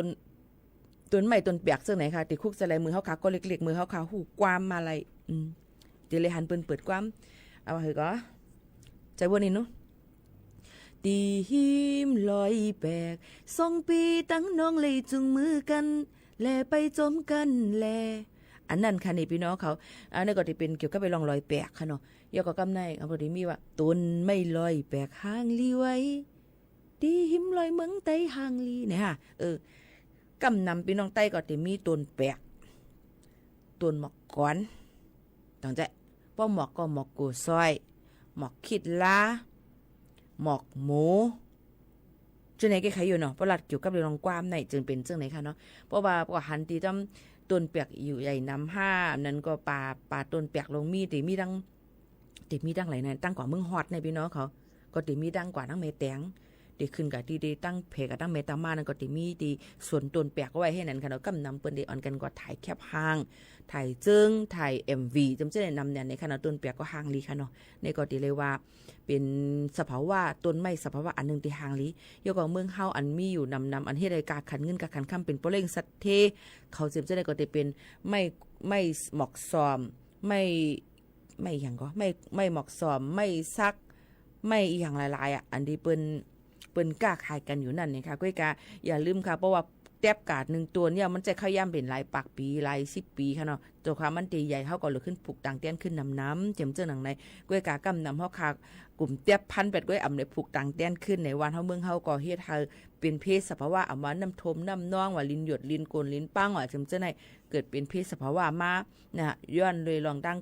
นำมือมนุษย์สาวขาดทั้งหมดทั้งสิ่งในยาวเนี่ยค่ะซึ่งคือก็ดีค่ะหลูรักษาแป้งซึมสภาวะฟิงตื้นเป็นน้ำลินหินพาอันเนาะค่ะอยู่กึกมาจอมปียาวข้าวหึงนั่นในค่ะเนาะโยก็อย่าก็เฮ็ดให้มันอย่าไปกับควางตั้งน้ำเจ็มจังหนังในค่ะเนาะมันเดี๋ยวจังเป็นเพศสภาวะใหญ่ๆลงเต้ๆวาในนั่นค่ะนี่ก็ออกมาฝากตอนถึงพ่อแม่ปีๆน้องๆเขาแทงอันนึงในค่ะเนาะมาด้วยข่าวเงากันเที่ยงอีค่ะเนาะพี่น้องเฮาข่าวค่ะที่เป็นข่าวเงาอีสังหลาในขอย่ำพ่องตะเหลียวบ่เปิ้นก็อ่อนกันปักตาผิวมวยเป็ดเกี่ยวกับเลยลองยาเมากำหลายๆที่หลายๆตั้งตั้งเก้งใหม่กูตีกูตั้งในนั้นค่ะจ้อมแหลนลินเจียมเจ้อในก็ตียอบไหลอยู่ตัดเสคือมื้อว่าในนี่ก็มื้อซึ้นนั่นเปิ้นก็ตียอบไหลตั้งไผ่กรณีการต่อส่งโคนั่นขนาดบริษัทอันนึงนั่นขนาดเนาะและมีคนมาส่งมันลูกที่ดังป่าอ้อดอนใช้ดังเกงไฮแม่ยาวนั่นสิสูงกว่าที่ลื่นสุดมันตีสงขลาในนั่นค่ะพี่น้องเขาก็ไม่ปนก็ว่าเหมือนทางมีลองถังถือไม่เผิกว่ากอดแจ้งเจ้าหน้าที่ปลีกเขามาเปิดด้วยในกล่องในตึกนั่นในเป็นยามา600,000 เม็ดในนั่นค่ะเนาะยก็ฮู้จื้อก้นส่งแล้วก้นหับมันจังหนังไหนค่ะเปิ้นก็เตสืบจ้อมหาและเฮ็ดจ้อมหนังปักเปิงหมายมีพิษปักเปิงหมายมีนั่นสิตียอบกว่าจังหนังไหนค่ะพี่น้องเขาเกี่ยวกับไปลองยาเมากำนะคะพี่น้องเขาก็ฟังกันไว้ค่ะเนาะอย่าเวลาลีส่งโคอันพิษปักเปิงหมายมียก็แทงรองนึงการหับโอนเงินแต่เหลียวในเพราะว่าตนอันเป็นโอนมาอย่างเขาหับโอนเงินไหนเลยเนาะโอนเขาออกซึ่งหนังไหนนั่นในสังมันก็พิษปักเปิงไว้มีเหมือนกันค่ะเยอะก็แทงรองหนึ่งเพราะว่าเป็นโอนมาลูกตีตนเงามันนั้นโอนมาเนี่ยเป็นเงินอันเป็นเงินอันเป็นวิชาชีพเป็นก้นอันอยากเรียนจ้าแพทย์มันก็เป็นเงินอันถูกแม่นปักเปิงนั่นในจึงหมายยืมเงินเนาะค่ะเปิ้นก็ได้ล็อกไว้เดี๋ยวก็ได้เฮาให้เอาหลักฐานศักดิ์สิทธิ์กว่ายืนยันปันเปิ้นว่าเฮามีลองเกี่ยวข้องเรื่องไหนมันก็ได้ซุ่มข่าวยามหึงค่ะเนาะเปิ้นได้ล็อกเงินเฮาขาวไว้ก็เปิ้นนั่นแหละพี่น้องเขาดูเลยฟังกันไว้เดี๋ยวก็ซื้ออีสังเสอำว่าในนั้นค่ะซื้ออีสังเสอำว่าพี่น้องเขาได้เลยมีไว้จ่ายเงินไว้ซื้อโคของเก็บไว้ค่ะเนาะไว้จ่ายภาษีไว้นู่นไว้ในเจ็มจะในเพราะว่าเฮียงสูเบมีเงินนำละเฮียงแลสูเหตุการณ์อีสังสูจ่ายภาษีจ่ายขวัญอยู่5เจ็มเจิงหนังไหนก็เพราะว่าลองปักเปิงหมายมีขวัญอันว่านั่นมันติเลยว่าเหรอค่ะมันติมีวันหมดอายุเนี่ยค่ะเปิ้นก็ได้สืบจ้อมเอาเลยจ่ายภาษีย้อนหลังไล่ จังกอดผ่านกอบมันไหลย้อนเปิ้นนั้นพี่น้องเขาหรือเลยฟังกันไว้ลองตั้งเจอในจอมฟังอยู่ฟังกินกันเนี่ยค่ะอย่าไปลาลีต่างลองเงินลองต้องลองคำเจ็มเจอในค่ะเนาะกลับมาเปิ้นสืบจอมหาเฮาแน่นเนี่ยเปิ้นเก็บหลักฐานมันไว้มั่วแล้วค่ะห่อมตันฮู้ตัวเฮาค่ะแล้วเฮาก็ฮู้ว่าก็เฮ็ดมาเลยน้ำหือน้ำแห้งเฮาน่ะนี่คุยกะบางลองบางอันมาในเนี่ยเปิ้นสืบจอมหามาเพราะเฮาค่ะมีดีกว่าดีมาเนี่ยเปิ้นเนี่ยเฮาจังซุ่มมันหลายๆเนี่ยค่ะอ๋ออันนี้ก็ย้อนฝากไว้ปันพี่น้องเขาเจ้งหนังในค่ะเดี๋ยวย้อนผัดยันปอแม่ปีๆน้องๆเขามื้อยาวค่ะฝากไว้ปันเพียงความหวานหูถูกใจสียินจมขอบใจกูก็ที่ไว้ข้าวยามมีกาขันมาถ่อมจมกันที่ในยินจมสีอำกาเนี่ยค่ะย่อก็ย้อนให้พี่น้องเขาอยู่ดีกินหวานก้างยันพี่เขียนกันค่ะข้าวหมูข้าวนุ่นยินจมขอบใจอย่านำค่ะเหมยสูงค่ะ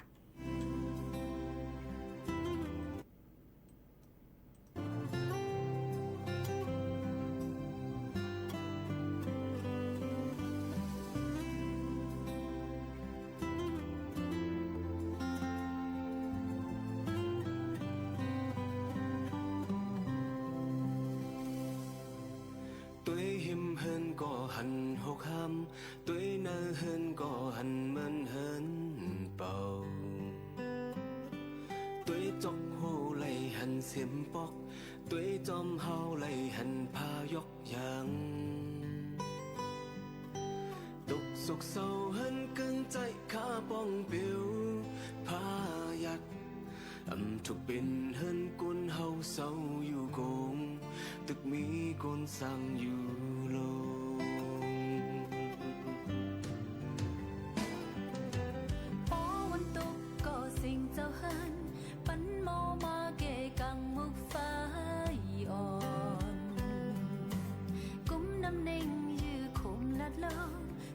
คนไทยลงกว่าพันโลสุ่มโมกินกุ๊บโปลมหกพันล้านมูนปันเสือวันลินตำพาฮิพากลือเกณฑ์วักเต้าน้ำเต้าลินเลนเฮ้หลังในลูกปีเลยมาลูกปีหอเสียงสีมา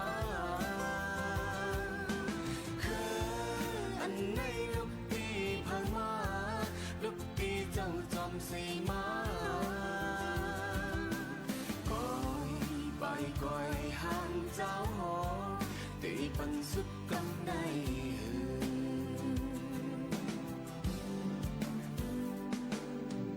ก้นเจอตึกลิบอยู่ตัวขี้มีเนื้อคงลบไปเสียงสูญหมด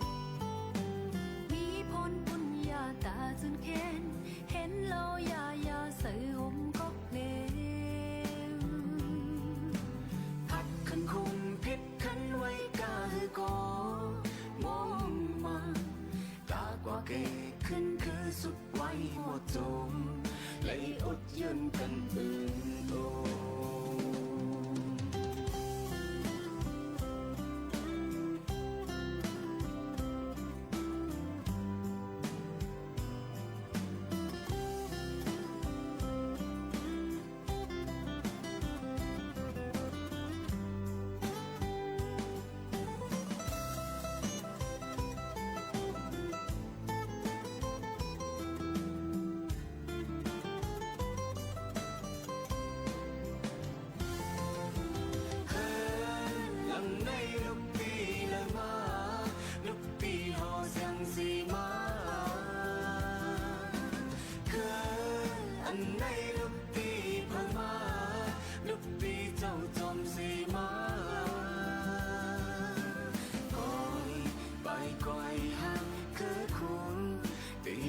สุดกำใน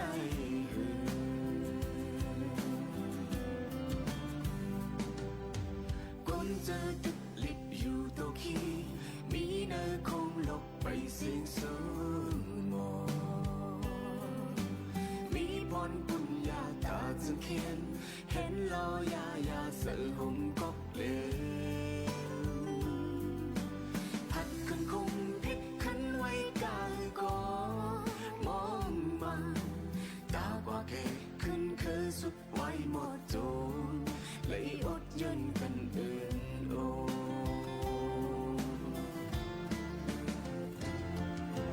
เฮ้หลังในลมปีละ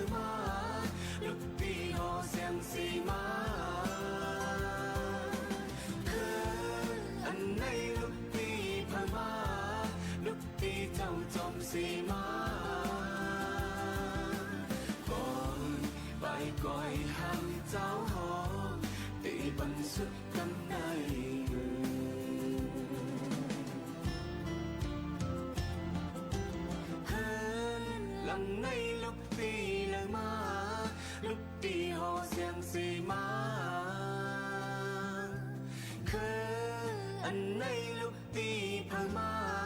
ลูกตีเจ้าจอมสีมาก่อยบายก่อยห้ามคือคุณตีปันสุดกำในก่อยบายก่อยห้ามคือคุณตีปันสุดกำใน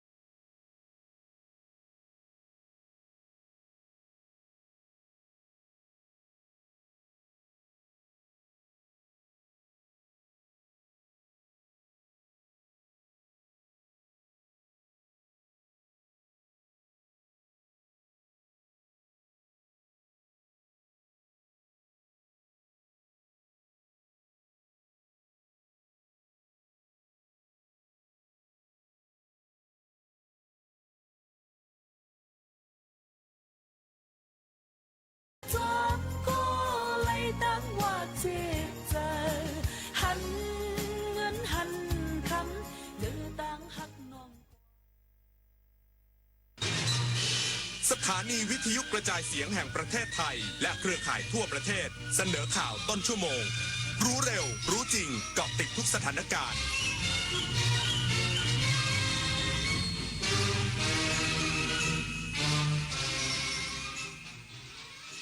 รับฟังข่าวต้นชั่วโมง 23 นาฬิกากับยุทธพรบานเย็นครับ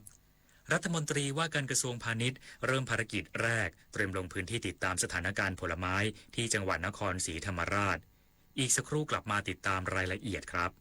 คนไทยรักสุขภาพฟังทางนี้ขอเชิญร่วมออกกำลังกายสร้างสังคมสุขภาพดีกับโครงการแสนนำใจไทยทั้งชาติเดินวิ่งบันป้องกันอัมพาตครั้งที่ 11 เฉลิมพระเกียรติด้วยแนวคิดใหม่ออกกำลังกายเป็นนิสัยห่างไกลสโตรก No Stop No Stroke สมัครได้แล้ววันนี้ที่ wrb11.thai.run ถึง 31 สิงหาคม 2568 มาร่วมกันทำให้การออกกำลังกายเป็นส่วนหนึ่งในชีวิตประจำวันแล้วมาเดินวิ่งบันพร้อมกันทั่วประเทศ 2 พฤศจิกายนนี้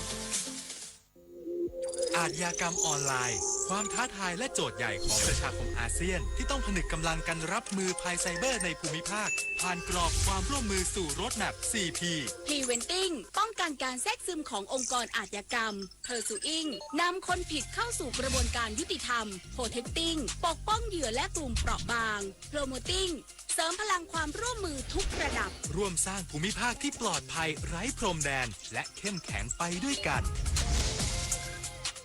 อายุเข้าเลข 6 แล้วจะเริ่มต้นอาชีพใหม่ได้ไหมนะได้สิครับผู้สูงอายุ 60 ปีขึ้นไปที่ยังมีไฟสามารถกู้ยืมเงินทุนประกอบอาชีพกับกองทุนผู้สูงอายุได้ไม่เกิน 30,000 บาทต่อคนหรือ 100,000 บาทต่อกลุ่มผ่อน 3 ปีไม่มีดอกเบี้ยพร้อมก้าวสู่การเริ่มต้นอีกครั้งอย่างมั่นคงดีจังเลยแบบนี้จะได้เปิดร้านเล็กๆอย่างที่ฝันไว้สักทีเงินทุนปลอดดอกเบี้ยกับกองทุนผู้สูงอายุสอบถามเพิ่มเติมได้ที่กรมกิจการผู้สูงอายุ 1300เยาวชนคือพลังสำคัญในการขับเคลื่อนอาเซียนไปข้างหน้าประเทศไทยพร้อมสนับสนุนเครือข่ายเยาวชนอาเซียนให้แข็งแรงเป็นมิตรและรวมพลังด้วยการสนับสนุนเครื่องมือดิจิทัลและพื้นที่ให้เยาวชนได้แสดงออก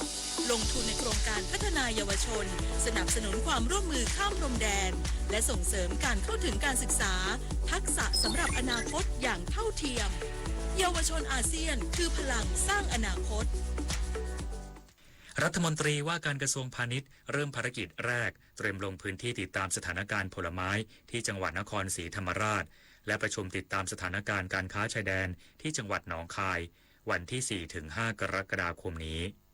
นายจตุพรบุรุษพัฒน์รัฐมนตรีว่าการกระทรวงพาณิชย์มีกำหนดลงพื้นที่ปฏิบัติราชการครั้งแรกหลังเข้ารับตำแหน่งอย่างเป็นทางการในวันพรุ่งนี้ที่จังหวัดนครศรีธรรมราชเพื่อเป็นประธานในกิจกรรมเชื่อมโยงผลไม้ออกนอกแหล่งผลิตณกลุ่มมังคุดบ้านนากุลหมู่ที่ 7 ตำบลสระแก้วอำเภอท่าสาราจังหวัดนครศรีธรรมราชร่วมกับนายสุชาติชมกลิ่นรัฐมนตรีช่วยว่าการกระทรวงพาณิชย์จากนั้นในวันที่ 5 กรกฎาคมจะเดินทางไปประชุมติดตามสถานการณ์การค้าชายแดนณด่านศุลกากรหนองคายที่โรงแรมรอยัลนาคาราและคอนเวนชั่นเซ็นเตอร์หนองคายและเป็นประธานเปิดงานมหกรรมการค้าชายแดนจังหวัดหนองคายโดยมีนายสันทวิทย์สันทสิทธิ์รัฐมนตรีช่วยว่าการกระทรวงพาณิชย์ร่วมลงพื้นที่ด้วยอย่างไรก็ตามก่อนการเข้าร่วมการประชุมคณะรัฐมนตรีนัดพิเศษในวันนี้นายจตุพรได้แวะรับประทานอาหารกลางวันแบบเรียบง่ายที่ร้านข้าวแกงริมทางพร้อมสอบถามราคาพูดคุยกับแม่ค้าด้วยความเป็นกันเองและให้กำลังใจผู้ค้ารายย่อยพร้อมรับฟังปัญหาเศรษฐกิจปากท้องของประชาชนอย่างใกล้ชิดเอกวินกากนิกรายงานกรมฝนหลวงและการบินเกษตรร่วมช่วยเหลือเกษตรกรเพิ่มช่องทางการจำหน่ายมังคุดสู่ผู้บริโภคจำนวนกว่า500กิโลกรัมมุ่งบรรเทาปัญหาผลไม้และราคาตกต่ำนายราเชนศิลปะรายะอธิบดีกรมฝนหลวงและการบินเกษตรเปิดเผยว่ากรมฝนหลวงและการบินเกษตรได้รับมอบผลไม้จากนางสาวยานีศรีมณีรองอธิบดีกรมการค้าภายในในการสนับสนุนสินค้าเกษตรมังคุดคัดภาคใต้จากเกษตรกรเพื่อคนไทยภายใต้กิจกรรมการเพิ่มช่องทางการจำหน่ายและการกระจายสินค้าเกษตรตรงสู่ผู้บริโภคเพื่อการจัดทำแผนการบริหารจัดการสินค้าเกษตรที่ล้นตลาดตามนโยบายของกระทรวงเกษตรและสหกรณ์โดยกรมฝนหลวงและการบินเกษตรได้สนับสนุนสินค้าเกษตร572กิโลกรัมพร้อมทั้งประชาสัมพันธ์ให้บุคลากรภายในหน่วยงานที่มีความสนใจรับซื้อผลไม้จากเกษตรกรเพื่อช่วยลดปัญหาผลไม้ล้นตลาดเนื่องจากมีผลผลิตที่เพิ่มขึ้นและราคาต่ำลงตามนโยบายของภาครัฐอีกด้วยสัพทวีศรีวิบูลย์รายงานกรมพัฒนาฝีมือแรงงานบูรณาการความร่วมมือ30เครือข่ายภาครัฐและเอกชนอัพทักษะแห่งอนาคตยกระดับทักษะและเพิ่มขีดความสามารถของกำลังแรงงานของประเทศนายเดชาพฤกษ์พัฒนารักษ์อธิบดีกรมพัฒนาฝีมือแรงงานเป็นประธานพิธีเปิดโครงการ Future Skills พัฒนาทักษะพลิกชีวิตกำลังแรงงานเพื่อบูรณาการความร่วมมือระหว่างหน่วยงานภาครัฐภาคเอกชนและภาคีเครือข่ายยกระดับทักษะและเพิ่มขีดความสามารถของกำลังแรงงานตั้งแต่ต้นน้ำกลางน้ำและปลายน้ำให้พร้อมรับการเปลี่ยนแปลงของเทคโนโลยีและตลาดแรงงานเป็นการวางรากฐานกลไกความร่วมมือที่เป็นรูปธรรมทั้งด้านการจัดทำแผนปฏิบัติการและการติดตามผลการพัฒนาทักษะแรงงานเพื่อมุ่งสู่การยกระดับคุณภาพชีวิตแรงงานและสร้างความเข้มแข็งให้เศรษฐกิจในพื้นที่อย่างมั่นคงและยั่งยืน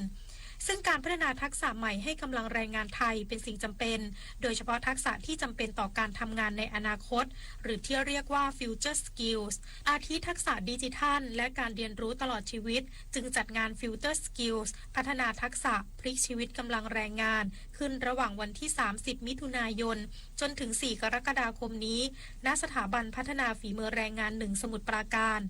ทั้งนี้ภายในงานมีการจัดพิธีลงนามบันทึกความเข้าใจหรือ MOU ความร่วมมือกับหน่วยงานภาคีทั้งภาครัฐภาคเอกชนภาคสังคมภาคการศึกษา30หน่วยงานมีการมอบเงินช่วยเหลือหรืออุดหนุนจากกองทุนพัฒนาฝีมือแรงงานให้กับสถานประกอบกิจการจำนวน45บริษัทวงเงินกว่า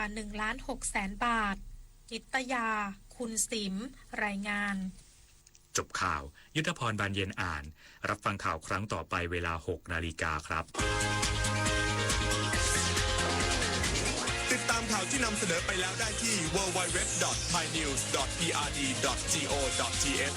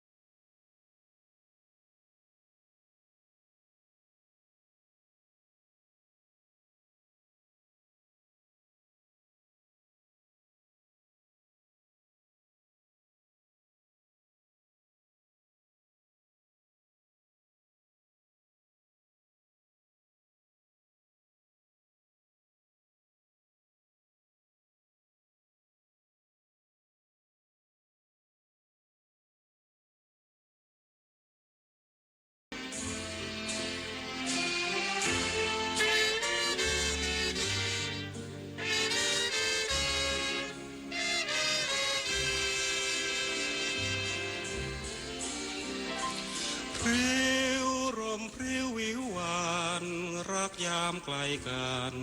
สถานหัวใจเค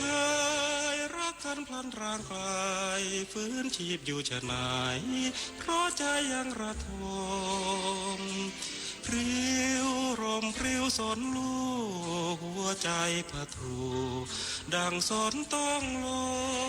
มเอ็นไว้ตามคำลวงชมช้ำใจเหลือคมเมื่อไม่สมรักโรยราขอ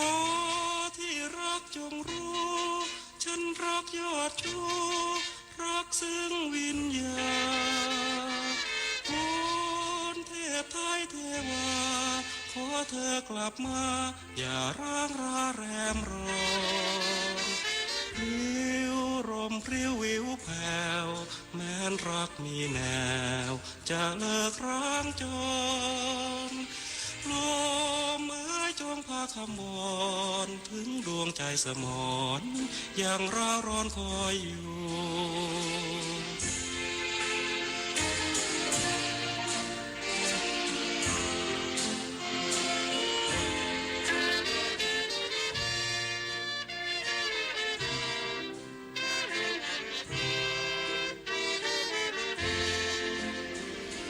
พริ้วรมพริ้ววิวหวานรักยามไกลกัน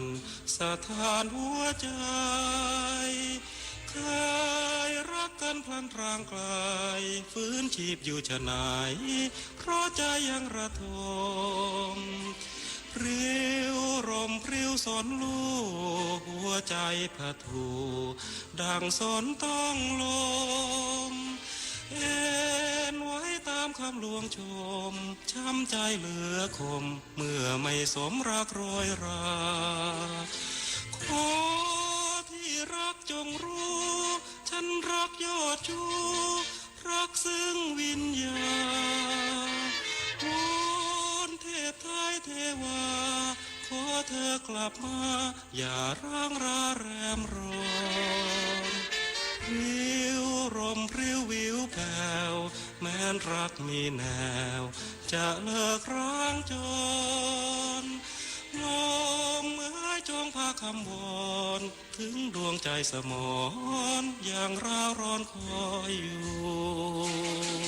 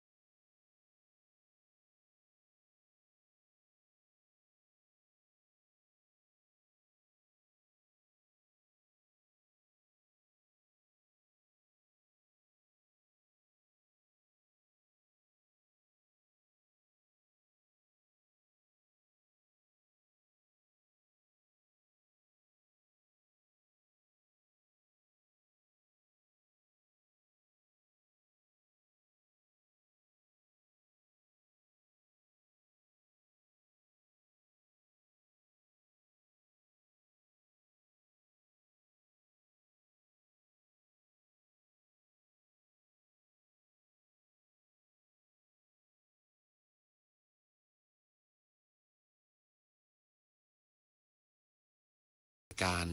เพลงประทับใจครับพบกันทุกวันจันทร์ถึงศุกร์เวลาเดิมนะครับหลังข่าวต้นชั่วโมง5 ทุ่มเรื่อยไปจนถึงเที่ยงคืนเอกพงษ์ นพสกุลก็กลับมารับหน้าที่ดำเนินรายการเปิดเพลงเพราะๆให้ได้ฟังกันแล้วก็มีสาระเรื่องราวมากมายนำมาฝากกันด้วยนะครับคุณผู้ฟังก็วันนี้ผมจะหยิบเอาเรื่องที่เกี่ยวข้องกับคนพิการมาฝากกันบ้างจริงๆคนพิการก็เป็น1 คนหรือ1 กลุ่มที่เขาสามารถอยู่ในสังคมนี้ได้อย่างมีความสุขเขาไม่อยากจะใช้ความพิการมาเป็นตัวตั้งในการดำรงชีวิตแต่เขาอยากจะอยู่ในสังคมนี้ได้อย่างมีความสุขและการที่เขามีความพิการก็คือการบกพร่องทางร่างกายในบางส่วนเขาจะทำอย่างไรให้อยู่ได้ในสังคมอย่างมีความสุขซึ่งผู้เกี่ยวข้องจะต้องดูแลนะครับวันนี้มีเรื่องของพระราชบัญญัติส่งเสริมและพัฒนาคุณภาพชีวิตคนพิการโดยเฉพาะเรื่องของมาตรา33และ35มาคุยกันรวมถึง Universal Design ก็คือการทำให้คนทุกกลุ่มสามารถอยู่ร่วมกันหรือว่าใช้ได้อย่างร่วมกันเช่นไม่ว่าจะเป็นห้องน้ำลิฟต์ทางลาดทางเท้าอย่างเงี้ยก็ออกแบบมายังไงเพื่อที่จะให้เขาเหล่านั้นได้อยู่ได้อย่างมีความสุขร่วมกันในสังคมนั่นเองคุณผู้ฟังครับเดี๋ยวช่วงหน้าเราจะมาติดตามกันพร้อมกับชื่นชมนิยมไทยที่วันนี้จะมีเรื่องราวเกี่ยวกับสุนทรภู่นะครับมาฝากกันเพราะว่าวันสุนทรภู่ถึงแม้จะผ่านไปแล้วแต่ว่าเรื่องราวของท่านนั้นไม่ว่าจะนำเสนอเมื่อไหร่คุยกัน 2-3 วันก็ไม่จบเพราะว่าท่านมีเรื่องดีๆไว้ให้เรามากมายท่านคือกวีเอกของคนไทยสุนทรภู่หรือว่าสุนทรโวหาร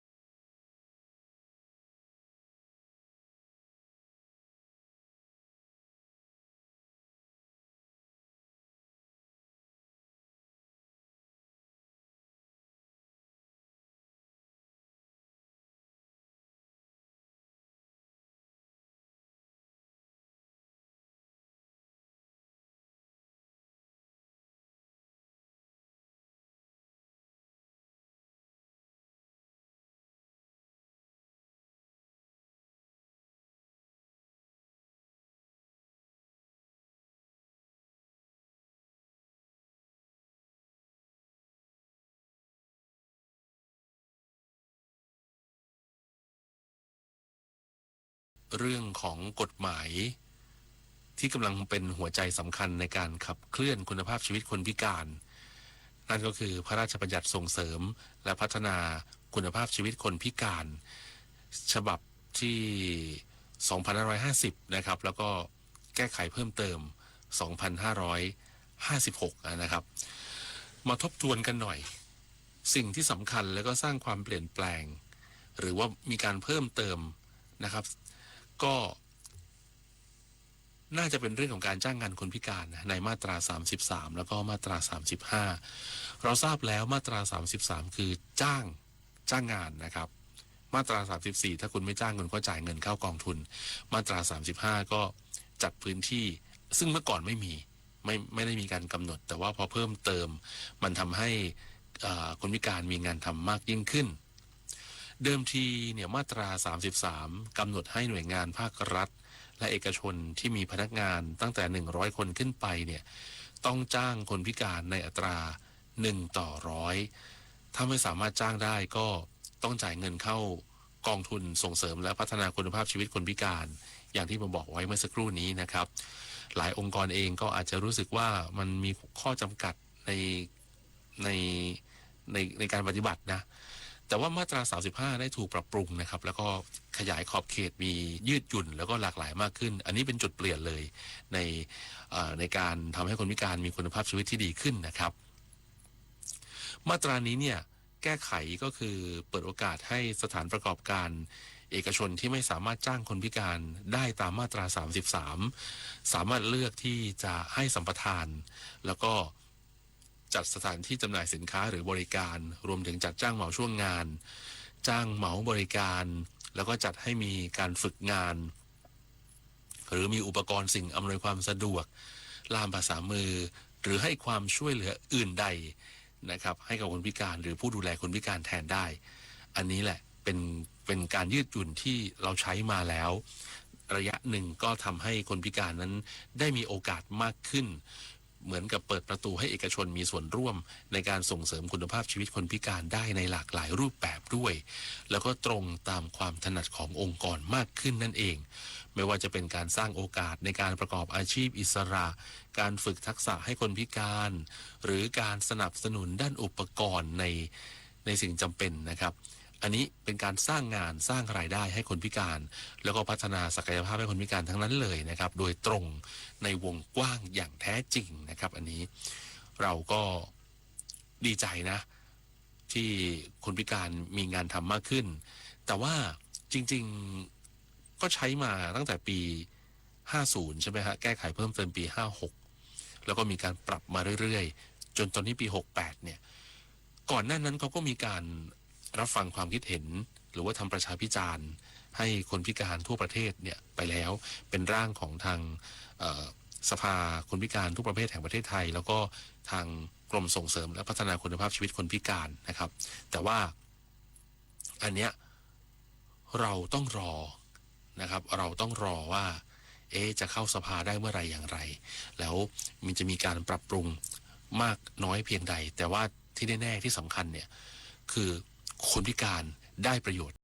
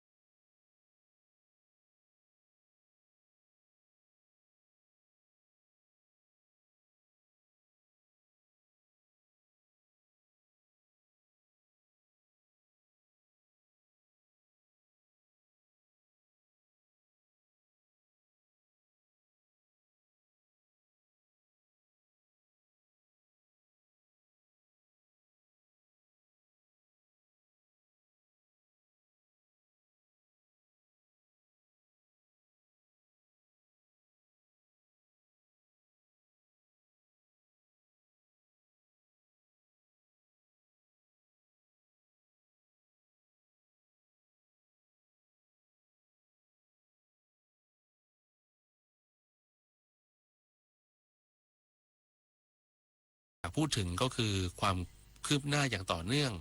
ของการผลักดันแนวคิด Universal Design การออกแบบเพื่อทุกคนในประเทศไทยของเราแนวคิดนี้เนี่ยมันไม่ใช่เทรนด์นะแต่ว่ามันเป็นปรัชญาในการออกแบบให้คนทุกกลุ่มเนี่ยเข้าถึงไม่ว่าจะคนพิการผู้สูงอายุเด็กเล็กไปจนถึงบุคคลทั่วไปเพื่อที่จะให้ทุกคนสามารถเข้าถึงแล้วก็ใช้ประโยชน์จากสิ่งอำนวยความสะดวกต่างๆได้อย่างอิสระและก็เท่าเทียมโดยไม่จำเป็นต้องมีการดัดแปลงหรือว่าปรับแต่งเป็นพิเศษเคยไปถามคนพิการหลายคนไม่ต้องการความเป็นพิเศษอันนี้เพื่อคนตาบอดอันนี้เพื่อคนหูหนวกอันนี้เพื่อคนพิการทางร่างกายอันนี้ไม่ใช่แต่เขาอยากได้ให้คนทุกกลุ่มสามารถเข้าถึงได้เพราะฉะนั้นเราเริ่มเห็นความเปลี่ยนแปลงที่ชัดเจนขึ้นในโครงสร้างพื้นฐานแล้วก็บริการสาธารณะหลายแห่งนะครับอย่างเช่นระบบขนส่งทางสาธารณะมีการปรับปรุงสถานีรถไฟฟ้าให้มีลิฟต์มีทางลาดที่กว้างขึ้นแล้วก็สะดวกสบายสำหรับผู้ใช้รถเข็นวีลแชร์เนี่ยนะครับแล้วก็การจัดเตรียมพื้นที่สำหรับรถเข็นบนรถโดยสารสาธารณะให้คนพิการสามารถเดินทางได้สะดวกปลอดภัยมากขึ้นนั่นเองนะฮะนี่เราเห็นได้ชัดเลยรวมถึงอาคารสถานที่ต่างๆการออกแบบอาคารเนี่ยก็จะมีการปรับปรุงอาคารเก่ามีการติดตั้งทางลาดมีห้องน้ำสำหรับคนพิการที่มีพื้นที่กว้างนะครับแล้วก็อุปกรณ์ต่างๆที่เหมาะสมการติดตั้งป้ายสัญลักษณ์ที่ชัดเจนแล้วก็เป็นสากลรวมถึงการเพิ่มจุดบริการที่มีความสูงที่เหมาะสมสำหรับผู้ใช้รถเข็นด้วยอันนี้เราก็เห็นได้ชัดนะครับรวมไปถึงเทคโนโลยีดิจิทัลก็มีความพยายามในการพัฒนาเว็บไซต์แล้วก็แอปพลิเคชันให้สามารถเข้าถึงได้ง่ายสำหรับคนพิการไม่ว่าจะเป็นการเพิ่มฟังก์ชันการอ่านออกเสียงสำหรับคนพิการทางการเห็นหรือคนตาบอดหรือว่าการจัดทำคำบรรยายภาพสำหรับคนพิการทางการได้ยินนะฮะหรือว่า CC หรือแคปชั่นนี่แหละนะครับอันนี้แน่นอนมันไม่ใช่ง่ายนะแต่ว่าเกิดจากความร่วมมือของภาครัฐภาคเอกชนคือทุกฝ่ายร่วมกันมีสถาปนิกนักออกแบบแล้วก็ประชาชนทุกคนตระหนักถึงความสำคัญการสร้างสภาพแวดล้อมที่เอื้อต่อการใช้ชีวิตของทุกคนอย่างเท่าเทียมครับคุณผู้ฟังอันนี้เป็นก้าวสำคัญมากในการสร้างสังคมที่ไร้ข้อจำกัดแล้วก็เป็นไปด้วยโอกาสนะฮะที่ทำให้ทุกคนได้ใช้ประโยชน์ได้อย่างแท้จริงนั่นเองครับคุณผู้ฟังครับ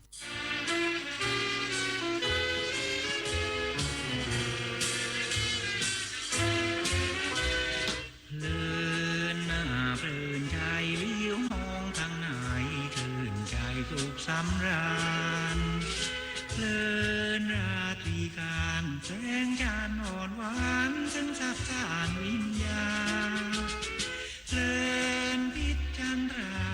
จันเพ็ญเด่นฟ้าช่างเย็นตาน้องพาชื่นบานเพลินฟังกลางวานเสียงประสานดิ่งเรไรเพลินยิ่งเพลินฟังไพเราะเพราะดังบรรเลงเพลงสวรรค์เพลินเพลงรำพันเสียงลิงรีบนั้นเหมือนมันกอดคู่ใจเพลินเคลิ้มหรือไทยเดินเติดอยู่ในห่วงอารมณ์ของความฝันชื่นเพลินมนทางคืนแสนตะเลิงลื่นอารมณ์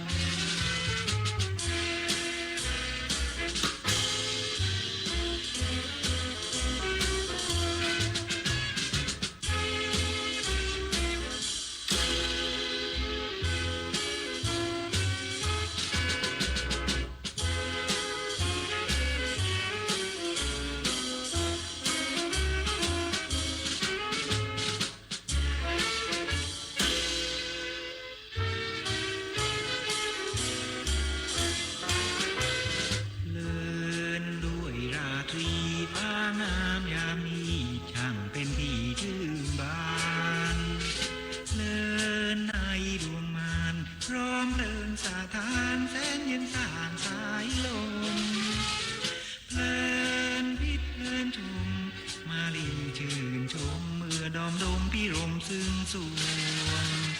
เดินดาวลอยดวงเห็นแวบเดียวก็ร่วงลงมาเดินยิ่งเดินมองแสงจันทร์ลำโยงผ่องนูนทั่วหน้าผาเดินมองเมฆาลอยลอยของฟ้าแล้วทำตาบังจันทร์เพลินเคลิ้มรำพันแม้มีผู้ควันทองราตรีนี้คงสมค่าเพลินในวิญญาเพลินหัวราตรีน่าเพลินใจ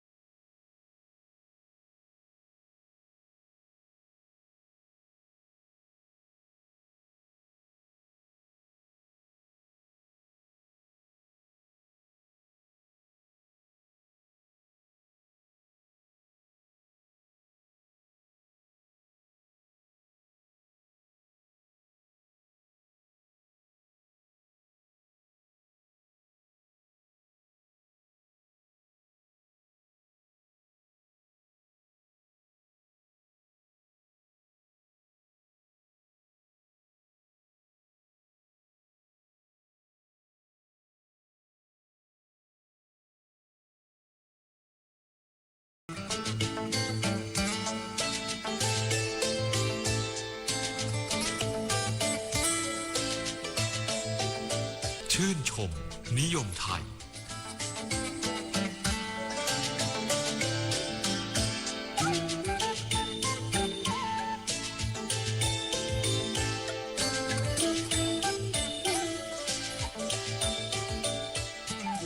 สวัสดีค่ะท่านผู้ฟังที่เคารพจะนำท่านผู้ฟังไปทำความรู้จักกับกุติสุนทรภู่ค่ะ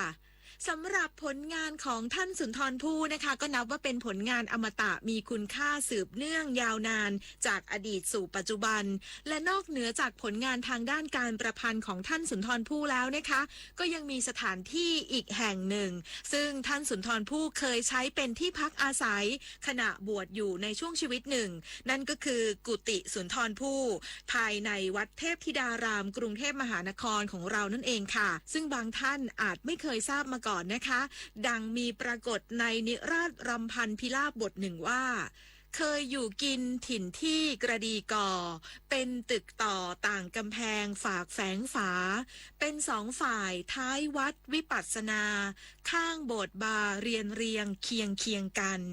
สถานที่ที่กล่าวถึงนี้นะคะเป็นกุฏิที่ท่านสุนทรภู่กวีเอกสมัยต้นกรุงรัตนโกสินทร์เคยจำพรรษาขณะบวชเป็นพระภิกษุระหว่างปีพ.ศ.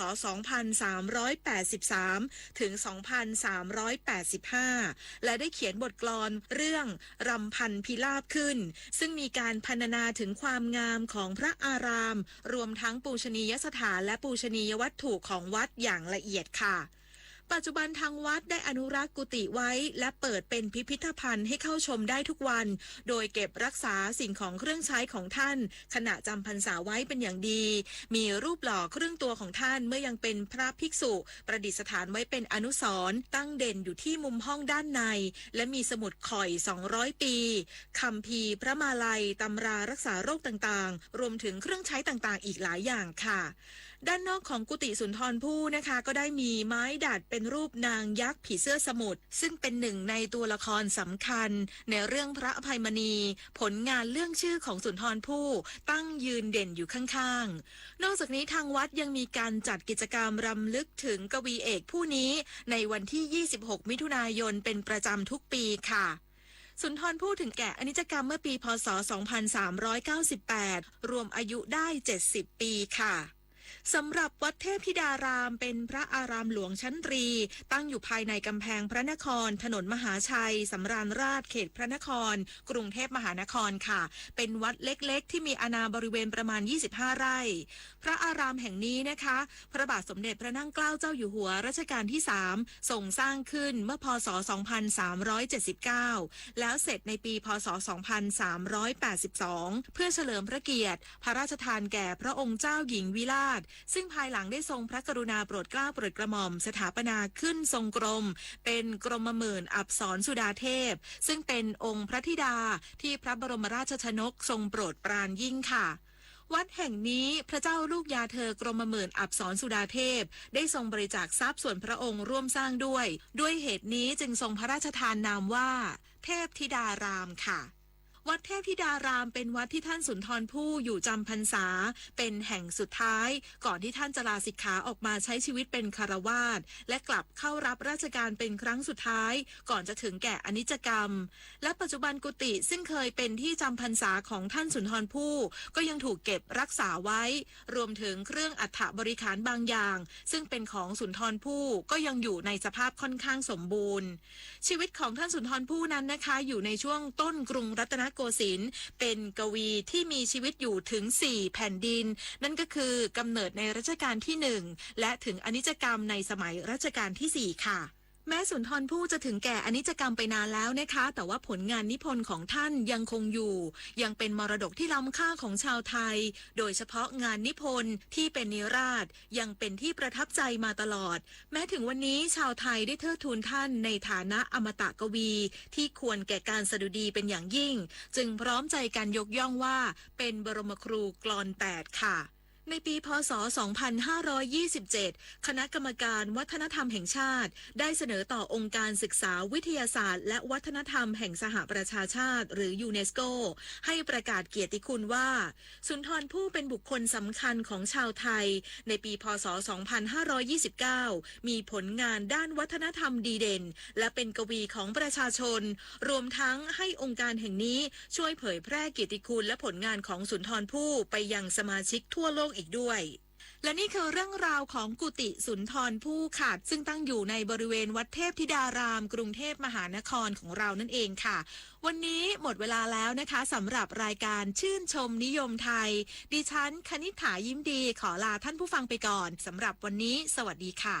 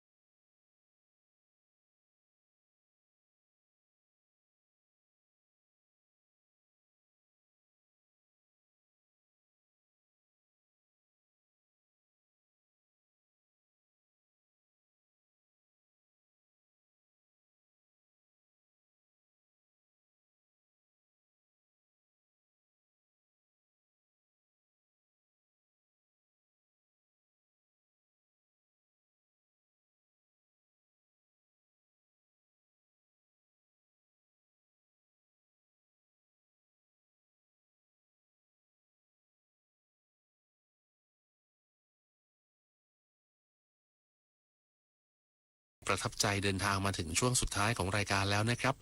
หวังว่าเรื่องราวสาระและเพลงเพราะๆที่ผมนำมาฝากในวันนี้คงจะเป็นประโยชน์กับท่านผู้ฟังกลับมาพบกันใหม่ครับทุกวันจันทร์ถึงศุกร์หลังข่าวต้นชั่วโมง 23 นาฬิกา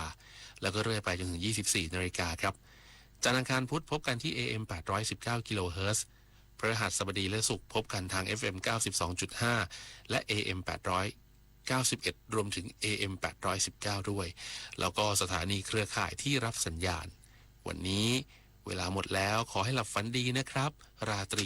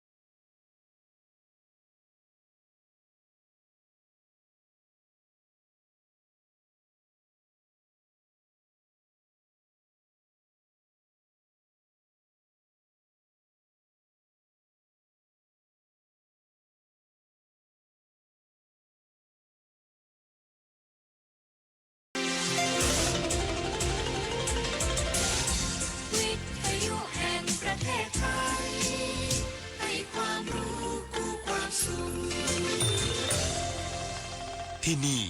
สถานีวิทยุกระจายเสียงแห่งประเทศไทยกระจายเสียงจากอาคารถนนวิภาวดีรังสิตกรุงเทพมหานครบัดนี้